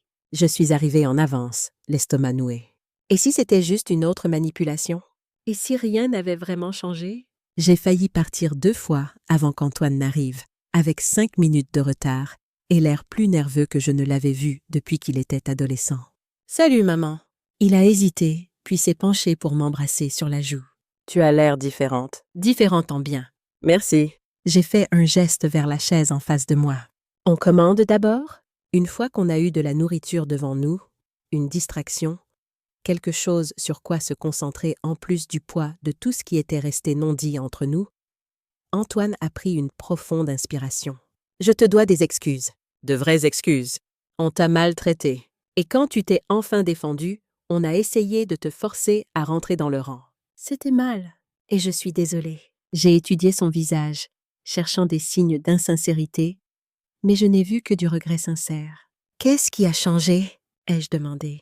Il a fixé son assiette. Beaucoup de choses. La mise en demeure a été un électrochoc. Et puis, il a hésité. La mère de Valérie nous a fait exactement la même chose que ce qu'on te faisait. Elle est venue nous rendre visite pendant 2 semaines et a tout critiqué. Comment on élève les enfants, comment on tient la maison, même comment on plie les serviettes. Rien n'était assez bien, et elle s'attendait à ce qu'on la serve comme une reine. Je n'ai pas pu m'empêcher de sourire légèrement. Le karma a une façon d'enseigner les leçons qu'on refuse d'apprendre autrement. Oui, enfin, ce n'était pas que ça. Valérie a été... Elle voit un thérapeute? Il y a beaucoup de choses avec sa famille qu'elle n'a jamais traitées. Des schémas qu'elle ne réalisait pas qu'elle répétait. Ça m'a surprise. Valérie avait toujours semblé si parfaite, si sûre d'elle et de ses choix. L'idée qu'elle cherche de l'aide, qu'elle admette sa vulnérabilité, était inattendue. C'est bien à entendre, ai-je dit prudemment. La thérapie peut être très utile. Elle commence à comprendre pourquoi elle se sentait si menacée par ta relation avec les enfants. Sa grand-mère utilisait l'affection comme une arme, la donnant et la retenant selon l'utilité de Valérie pour elle. Elle pensait que tu faisais la même chose, que tu préparais les enfants à être blessés quand tu finirais par les décevoir. Je ne ferais jamais ça. Je le sais, maman. Je l'ai toujours su. Mais j'ai laissé Valérie me convaincre du contraire, parce que c'était plus facile que de lui tenir tête. Il avait l'air vraiment honteux. Je vous ai déçues toutes les deux, en n'étant pas honnête sur ce qui se passait. J'ai pris une gorgée d'eau, traitant cette nouvelle information. Antoine, j'apprécie tes excuses, et je suis contente que Valérie reçoive de l'aide, mais beaucoup de dégâts ont été faits. La confiance a été brisée. Je sais, et je ne te demande pas de prétendre que ça ne s'est pas passé. Je te demande juste une chance de construire quelque chose de nouveau, quelque chose de mieux. Qu'est-ce que Valérie dit de tout ça? Antoine a légèrement grimacé. Elle y travaille. La thérapie aide, mais elle a encore du mal à admettre quand elle a tort. Elle a accepté de supprimer toutes les publications sur les réseaux sociaux te concernant, cependant. C'est un début, je suppose. Les enfants demandent de tes nouvelles tout le temps. Emma nous a parlé de ton appel. Elle était tellement excitée. Il me manquait terriblement. Est-ce que tu serais prête à les voir? Peut-être qu'on pourrait se retrouver au parc ce week-end. Juste 1 heure ou 2. J'ai considéré l'offre attentivement. J'aimerais ça. Mais Antoine, j'ai besoin que tu sois clair avec eux sur pourquoi j'ai été absente. Je refuse qu'ils pensent que je les ai abandonnés ou que je ne tenais pas à eux. Qu'est-ce que je devrais leur dire? La vérité, en termes qu'ils peuvent comprendre. Que mamie Christine et maman et papa ont eu un désaccord sur comment les membres d'une famille devraient se traiter et qu'on avait besoin d'un peu de temps séparés pour régler les choses. Il a hoché la tête lentement. D'accord, je peux faire ça. Et je ne serai pas disponible pour faire du babysitting ou aider financièrement? Pas avant longtemps, si jamais. Ma relation avec les enfants doit être basée sur l'amour, pas sur des services. Je comprends. Il a hésité, puis a ajouté. On travaille sur notre situation financière. J'ai eu un meilleur travail et on réduit beaucoup de dépenses. On essaye d'être plus responsable. Je suis contente de l'entendre. Alors que notre déjeuner se terminait, Antoine m'a demandé des nouvelles de l'Italie. Je lui ai montré quelques photos sur mon téléphone, lui parlant du cours de cuisine et des musées d'art. Tu as l'air différente, a-t-il dit pensivement. Plus heureuse. Je suis plus heureuse. Je vis pour moi-même maintenant, pas juste pour exister en soutien aux vies des autres. Je suis désolée qu'on t'ait fait te sentir comme ça. Je l'ai permis, Antoine. C'est quelque chose que j'ai dû accepter. J'ai participé à ma propre exploitation parce que j'avais peur de vous perdre, toi et les enfants. Mais le vrai amour n'exige pas ce genre de sacrifice.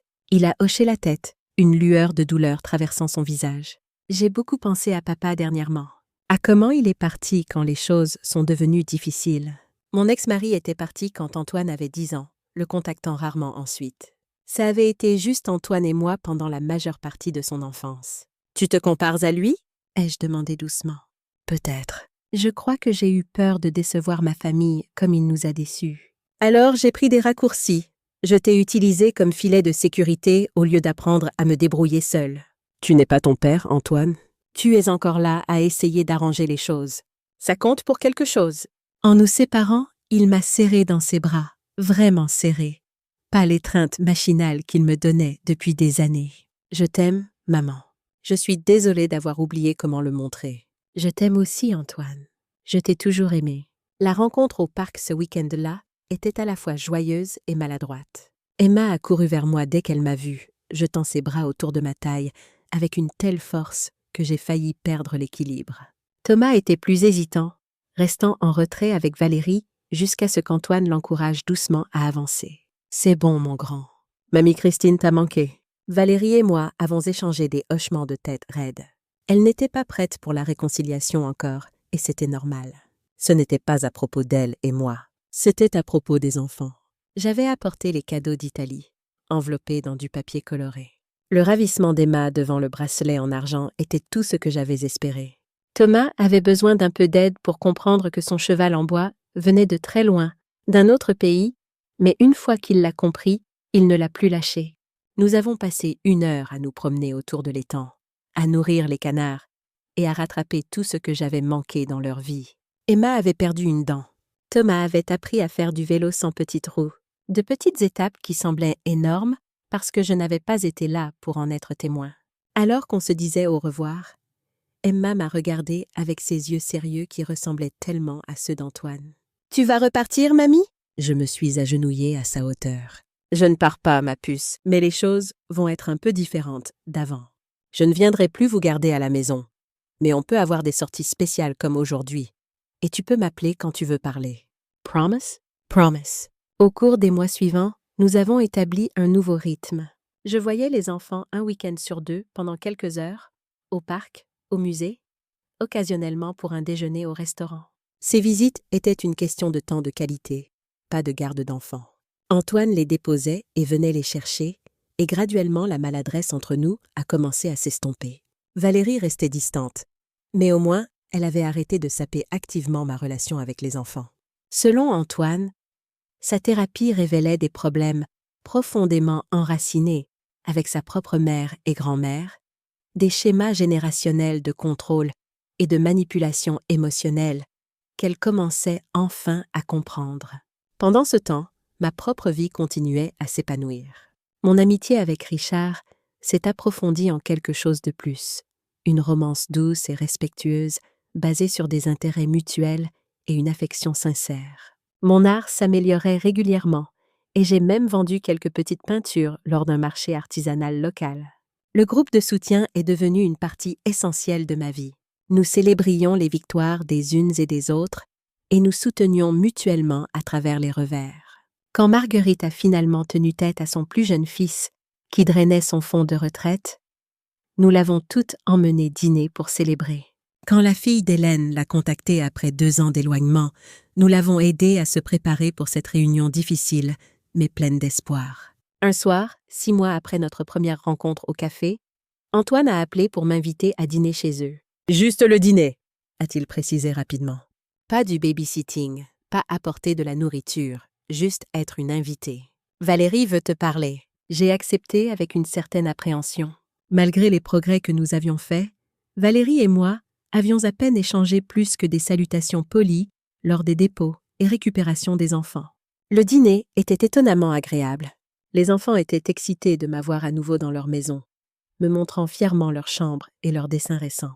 Valérie avait préparé un repas délicieux et il n'y avait aucune de la tension qui avait caractérisé nos interactions précédentes. Après que les enfants soient au lit, Valérie m'a finalement parlé directement. « Je te dois des excuses, Christine. Je t'ai maltraitée et ensuite j'ai essayé de te punir de t'être défendue. » Ces mots étaient raides, répétés, mais l'effort lui-même signifiait quelque chose. « Pourquoi ?» ai-je simplement demandé. Elle a regardé ses mains. Je me suis posé la même question en thérapie.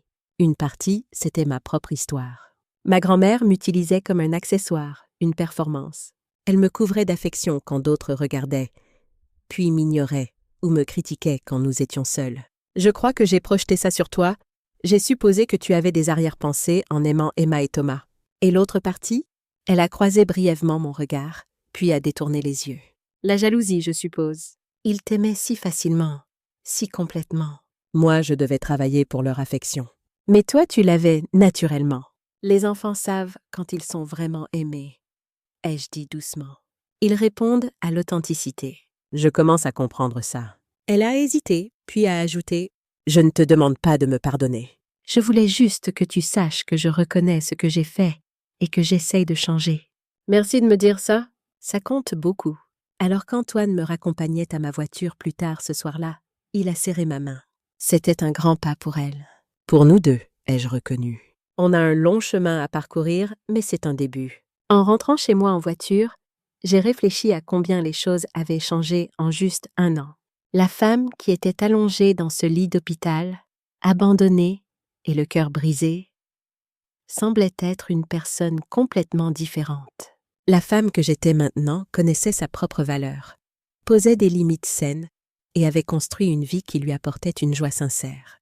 J'avais encore des moments de tristesse et de regret. L'accès facile à mes petits-enfants me manquait encore. Je souhaitais encore que ma relation avec Antoine et Valérie puisse être plus simple, plus naturelle. Mais je ne mesurais plus ma valeur à leur approbation ou leur acceptation. Quand je suis arrivée chez moi, Richard m'attendait sur mon porche avec un bouquet de fleurs de mon propre jardin. Nous avions prévu d'assister à une exposition d'art à la galerie locale où un de mes petits paysages était exposé. « Comment ça s'est passé ?» a-t-il demandé alors que j'approchais. « Mieux que prévu. On trouve notre chemin. » Doucement. Il a souri, m'offrant son bras. « Je suis fier de toi, tu sais.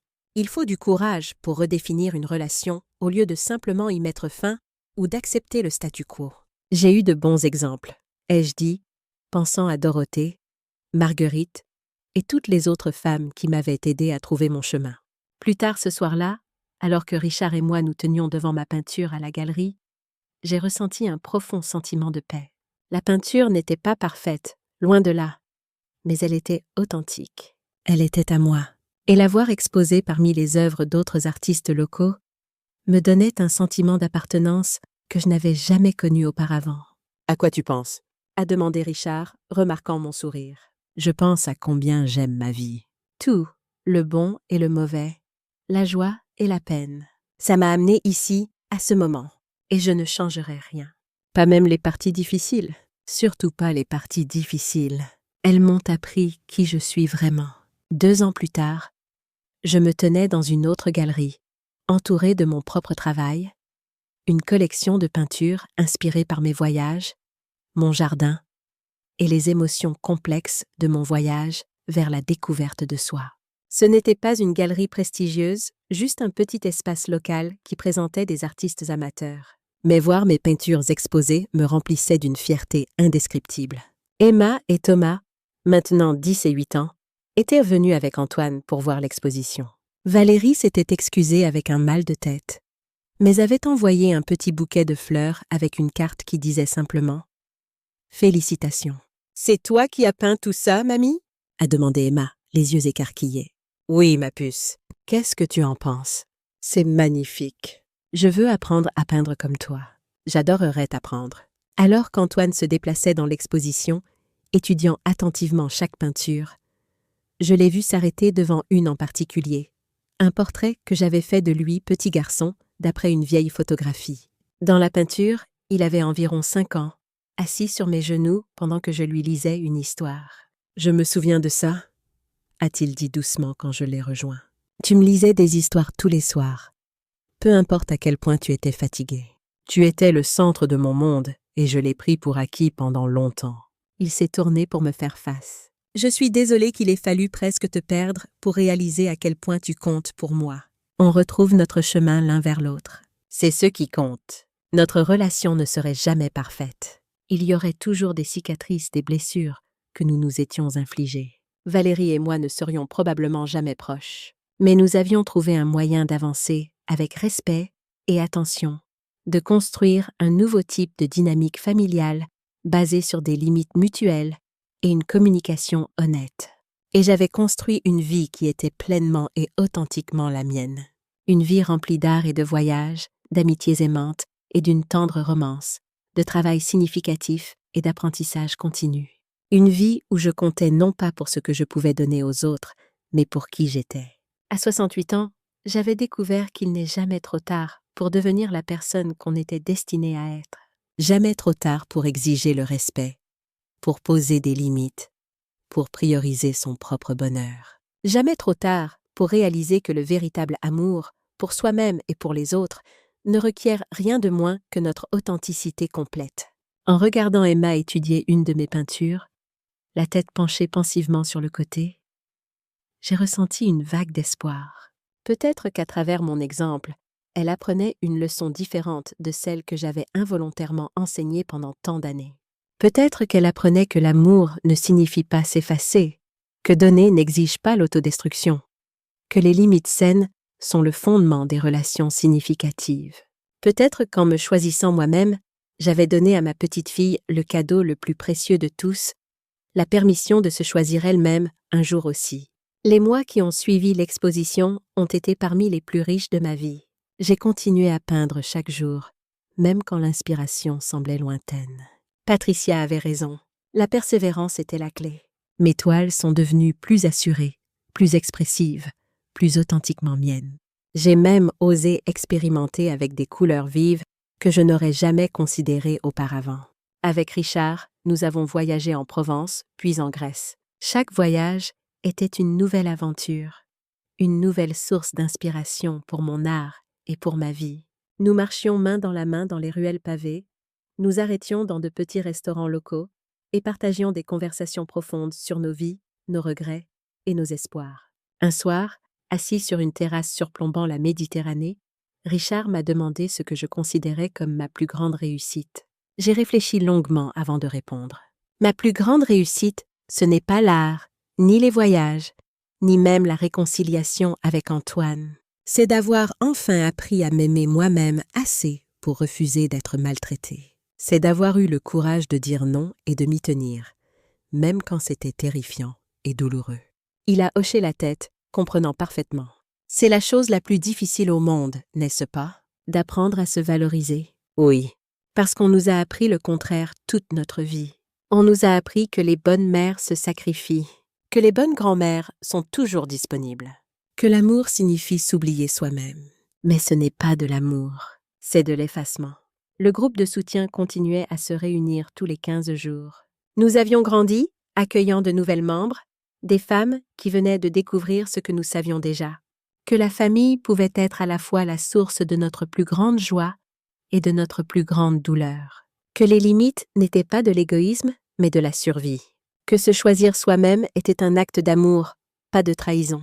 Je suis devenue une sorte de mentor pour les nouvelles arrivantes, partageant mon histoire et les leçons que j'avais apprises. C'était étrange de réaliser que ma souffrance pouvait servir à quelque chose, qu'elle pouvait aider d'autres femmes à trouver leur propre chemin vers la liberté. Un jour, une femme nommée Catherine est venue à notre groupe. Elle pleurait en racontant son histoire, une histoire qui ressemblait tellement à la mienne que j'en avais le cœur serré. Ses enfants adultes la traitaient comme un distributeur automatique. Ils n'appelaient que quand ils avaient besoin de quelque chose. Sa belle-fille la critiquait constamment, et elle continuait à donner, à donner, à donner, jusqu'à l'épuisement. « Comment avez-vous fait » m'a-t-elle demandé, les yeux pleins de larmes. « Comment avez-vous trouvé le courage de dire stop ?» Je lui ai pris la main. « J'ai failli mourir », lui ai-je dit honnêtement. « J'ai été hospitalisée et personne dans ma famille n'est venu me voir. C'est ça qui m'a réveillée. Parfois, il faut toucher le fond pour réaliser qu'on mérite mieux. Mais vous n'avez pas besoin d'attendre une crise pour changer les choses. » Elle a hoché la tête, absorbant mes paroles. J'ai continué. La vérité, c'est que ça fait mal.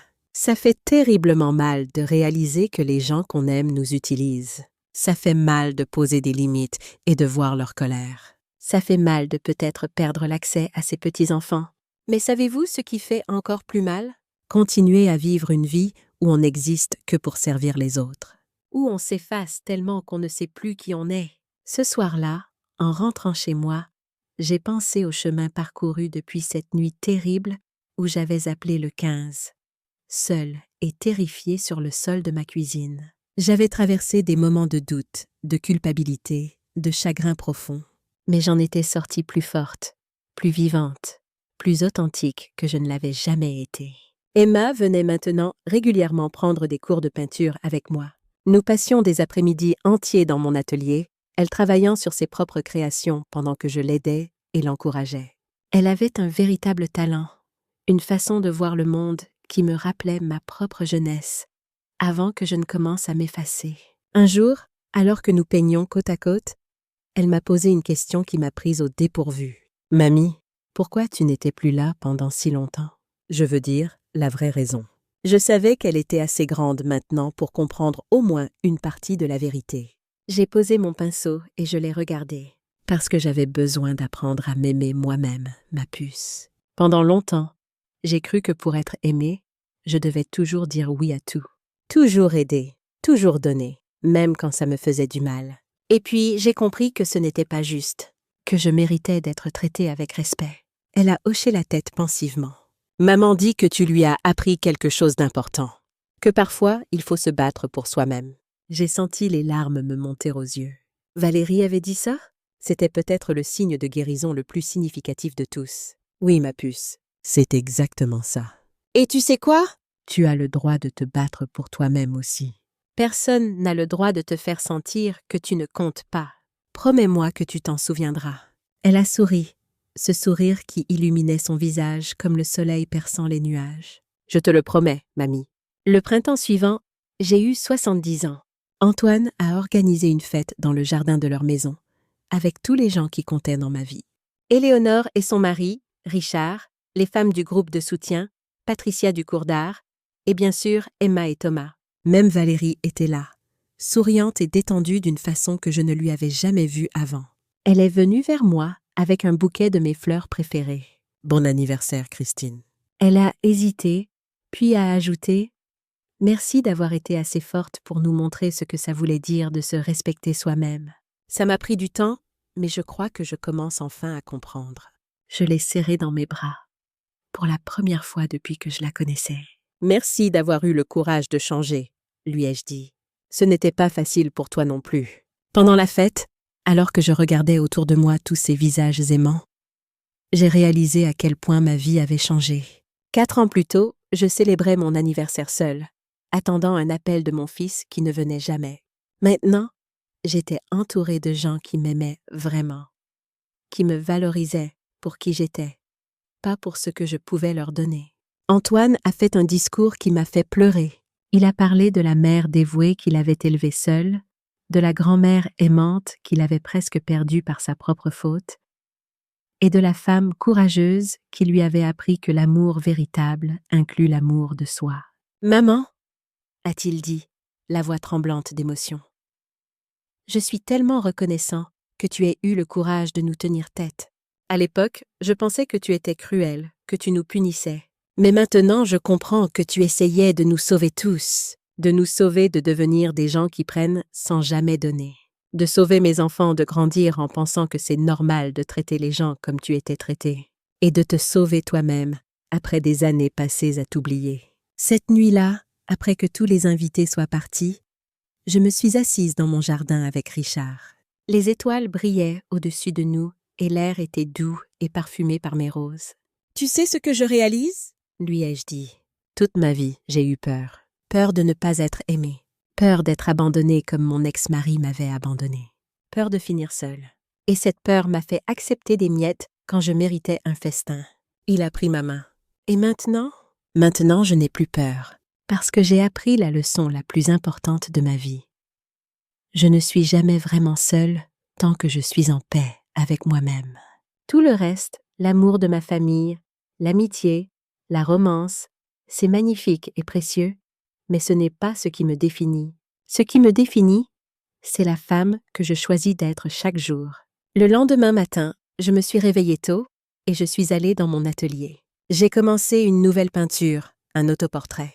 Pas une représentation fidèle de mon visage, mais une image symbolique de mon voyage. Des couleurs sombres en bas de la toile, représentant les années d'effacement et de sacrifice.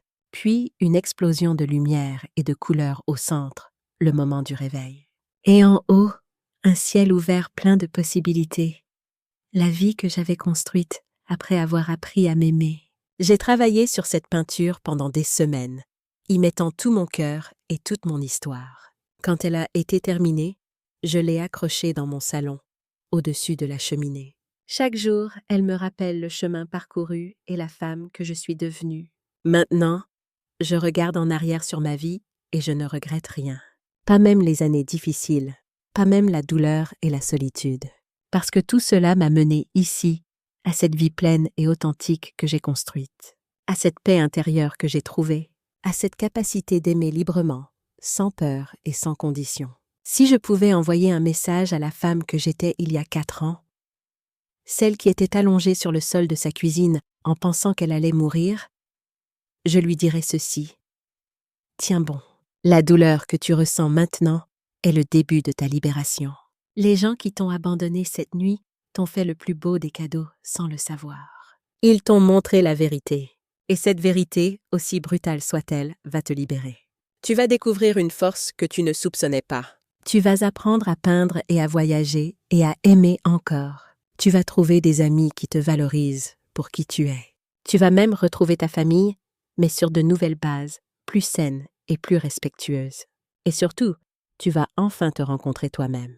La vraie Christine, celle qui était cachée sous des années de servilité et d'effacement. Elle est magnifique, cette femme. Elle est forte et courageuse et pleine de vie. Et elle t'attend de l'autre côté de cette nuit terrible. Alors tiens bon, le meilleur est à venir. Les saisons ont continué à défiler, chacune apportant ses propres joies et défis. L'automne suivant, j'ai reçu une nouvelle inattendue qui allait encore transformer ma vie. Dorothée, ma chère amie et mentor, était tombée gravement malade. Je suis allée la voir à l'hôpital, le cœur lourd. Cette femme qui m'avait tant appris sur la force et la résilience était maintenant fragile, diminuée par la maladie. Mais même allongée dans ce lit d'hôpital, ses yeux gardaient cette lueur de détermination que j'avais toujours admirée. « Christine, m'a-t-elle dit en me prenant la main, je veux que tu saches quelque chose. Quand je t'ai appelée il y a 4 ans, j'étais au bout du rouleau. Je venais de voir ces publications horribles sur toi et j'ai reconnu ma propre histoire. J'ai pensé que peut-être, en t'aidant, je pourrais donner un sens à tout ce que j'avais traversé. » Les larmes coulaient sur mes joues. « Tu m'as sauvée, Dorothée. Tu m'as montré que je n'étais pas folle, que ce que je vivais était réel et que j'avais le droit de me défendre. » Elle a souri faiblement. « Non, ma chère, tu t'es sauvée toi-même. Moi, je t'ai juste montré le chemin. Mais c'est toi qui as eu le courage de le suivre. Et maintenant, j'ai une dernière faveur à te demander. Tout ce que tu veux. Je veux que tu reprennes le groupe de soutien. Que tu continues à aider d'autres femmes comme je t'ai aidée. C'est mon héritage, Christine. Et je veux que tu en sois la gardienne. » J'ai promis, la gorge nouée par l'émotion. Dorothée est décédée 3 semaines plus tard, paisiblement, entourée des femmes du groupe qui étaient devenues sa famille choisie. À ses funérailles, j'ai prononcé l'éloge funèbre, racontant comment cette femme extraordinaire avait changé tant de vies, y compris la mienne. J'ai repris le groupe de soutien comme je l'avais promis. Nous nous réunissions toujours tous les 15 jours à la médiathèque. Mais maintenant, c'était moi qui accueillais les nouvelles arrivantes, qui partageais mon histoire et celle de Dorothée, qui offrait l'espoir et la compréhension que nous avions toutes si désespérément cherchées. Le groupe a grandi au fil des mois. Nous avons dû déménager dans une salle plus grande, puis organiser des réunions supplémentaires pour accommoder toutes les femmes qui venaient chercher du soutien. J'ai commencé à donner des conférences dans des associations locales, partageant mon histoire et les leçons que j'avais apprises. Un jour, une journaliste d'un magazine régional m'a contactée. Elle avait entendu parler du groupe et voulait écrire un article sur notre travail. J'ai hésité longuement avant d'accepter. Exposer mon histoire au grand public était intimidant. Mais je pensais à toutes les femmes qui souffraient en silence, qui ne savaient pas qu'elles n'étaient pas seules. Et j'ai dit oui. L'article a été publié quelques semaines plus tard. Il racontait mon histoire, de cette nuit terrible à l'hôpital jusqu'à la création du groupe de soutien. Les réponses ont été extraordinaires. Des dizaines de femmes m'ont écrit pour me remercier, pour partager leurs propres histoires, pour me dire que mon témoignage leur avait donné le courage de poser des limites à leur tour. Parmi ces lettres, il y en avait une qui m'a particulièrement touchée. Elle venait d'une femme de mon âge, Françoise, qui vivait dans le sud de la France. Son histoire ressemblait tellement à la mienne que j'en avais le cœur serré. Elle aussi avait été exploitée par ses enfants adultes. Elle aussi avait été abandonnée lors d'une urgence médicale. Elle aussi avait finalement trouvé le courage de dire non. Nous avons commencé à correspondre régulièrement, puis à nous appeler. Françoise est devenue une amie précieuse, une sœur de cœur qui comprenait parfaitement ce que j'avais traversé. Elle a finalement décidé de créer son propre groupe de soutien dans sa ville, inspiré par notre modèle. L'hiver suivant, j'ai organisé une première rencontre nationale, réunissant des femmes de tout le pays qui avaient vécu des expériences similaires. Nous étions une 50aine, rassemblés dans une salle de conférence d'un hôtel près de Lyon. Pendant 2 jours, nous avons partagé nos histoires, nos larmes et nos espoirs. Nous avons créé des liens qui transcendaient nos différences géographiques et sociales. L'un des moments les plus émouvants de cette rencontre a été quand une femme de 80 ans s'est levée pour prendre la parole. Elle s'appelait Jeanne et elle avait attendu 50 ans avant de trouver le courage de poser des limites à sa famille. J'ai gaspillé la moitié de ma vie à essayer de plaire à des gens qui ne m'aimaient pas vraiment, a-t-elle dit, la voix tremblante mais déterminée. Ne faites pas la même erreur que moi. N'attendez pas d'avoir 80 ans pour réaliser que vous méritez mieux.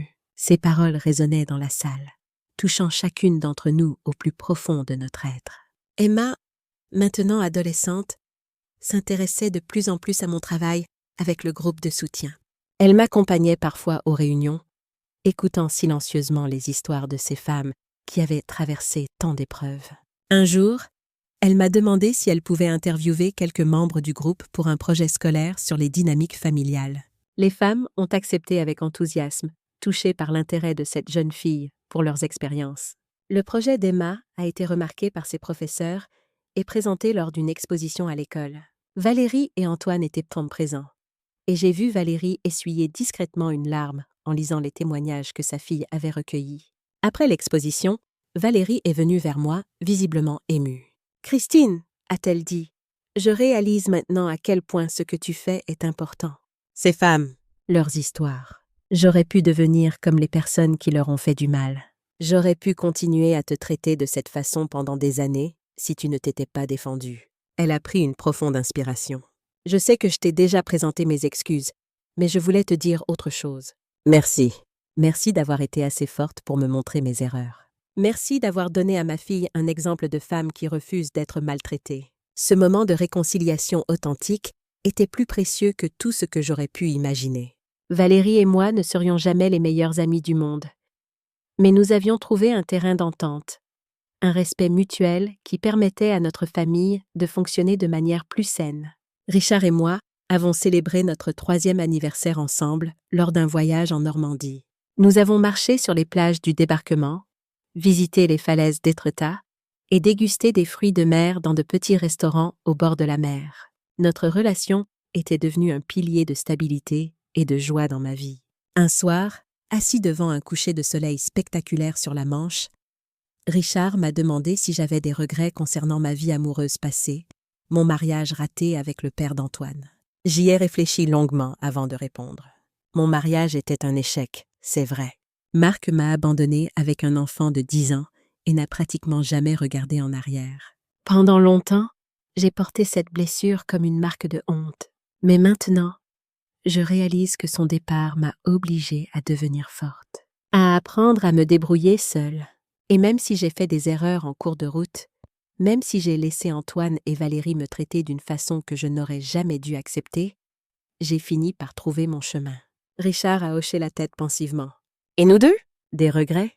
J'ai souri en prenant sa main. Mon seul regret, c'est de ne pas t'avoir rencontré plus tôt. Mais peut-être que je n'étais pas prête avant. Peut-être qu'il fallait que je traverse tout ça pour devenir la femme que tu connais aujourd'hui. Il m'a embrassée doucement. Alors je suppose que je dois remercier Antoine et Valérie pour leur mauvais comportement. Sans eux, tu ne serais peut-être pas la personne extraordinaire que j'aime aujourd'hui. Nous avons ri ensemble, un rire libérateur qui contenait toute la douleur du passé et toute la joie du présent. Mon art continuait à évoluer et à s'approfondir. J'avais développé un style unique, mélangeant des techniques impressionnistes avec des éléments plus abstraits. Mes peintures racontaient des histoires de transformation, de résilience et d'espoir. Une galerie de Bordeaux m'a proposé une exposition solo, ma première véritable reconnaissance dans le monde de l'art. J'ai travaillé pendant des mois pour préparer cette exposition, créant de nouvelles œuvres et sélectionnant les meilleures de ma collection existante. Le vernissage a été un succès au-delà de mes espérances. Des dizaines de personnes se sont déplacées pour voir mon travail et j'ai vendu plusieurs toiles ce soir-là. Mais le moment le plus précieux a été quand Emma s'est approchée de moi, les yeux brillants de fierté. « Mamie » a-t-elle murmuré, « tu es une vraie artiste. » Tout le monde parle de tes peintures. Je suis tellement fière de toi. Ces mots valaient plus que toutes les ventes, tous les compliments, toute la reconnaissance du monde. Ma petite fille, cet enfant que j'avais failli perdre, était là, partageant ma joie et ma fierté. Les années ont passé, apportant leur lot de changements et de nouvelles aventures. Thomas est devenu un jeune homme réfléchi et sensible, passionné par les sciences. Emma a choisi d'étudier la psychologie, inspirée en partie par les histoires qu'elle avait entendues dans notre groupe de soutien. Antoine et Valérie ont trouvé leur équilibre, devenant des parents plus conscients et une famille plus unie. Notre relation n'était plus parfaite, personne ne l'était vraiment, mais elle était authentique et respectueuse. Le groupe de soutien a continué à grandir, essaimant dans d'autres villes. Nous avons créé une association officielle avec un site web et des ressources pour les femmes qui ne pouvaient pas assister aux réunions en personne. Des psychologues et des travailleurs sociaux ont commencé à nous référer des patientes, reconnaissant la valeur de notre approche par les pairs. À 75 ans, j'ai regardé en arrière sur ma vie avec un sentiment de paix profonde. J'avais traversé des tempêtes terribles, j'avais touché le fond, j'avais cru que tout était fini. Mais j'avais survécu, j'avais guéri, j'avais fleuri. La femme qui se tenait maintenant devant le miroir chaque matin n'avait plus rien à voir avec celle qui s'était effondrée sur le sol de sa cuisine il y a tant d'années. Cette femme-là était forte, accomplie, aimée. Elle savait qui elle était et ce qu'elle valait. Elle n'avait plus besoin de l'approbation des autres pour se sentir complète. Et surtout, elle avait appris la leçon la plus précieuse de toutes. Il n'est jamais trop tard pour commencer à vivre vraiment. Jamais trop tard pour se choisir soi-même. Jamais trop tard pour découvrir qui on est vraiment et devenir cette personne pleinement et authentiquement. Ma vie était devenue un témoignage vivant de cette vérité. Et chaque jour, je me réveillais reconnaissante pour le chemin parcouru, pour les gens qui m'entouraient et pour la femme que j'étais devenue. Maintenant, je suis curieuse de savoir ce que vous pensez, vous qui avez suivi mon histoire. Qu'auriez-vous fait à ma place? Avez-vous vécu quelque chose de similaire? Laissez vos commentaires ci-dessous. Et en attendant, je vous laisse sur l'écran final 2 autres histoires qui sont parmi les préférées de notre chaîne et elles vont certainement vous surprendre. Merci d'avoir regardé jusqu'ici.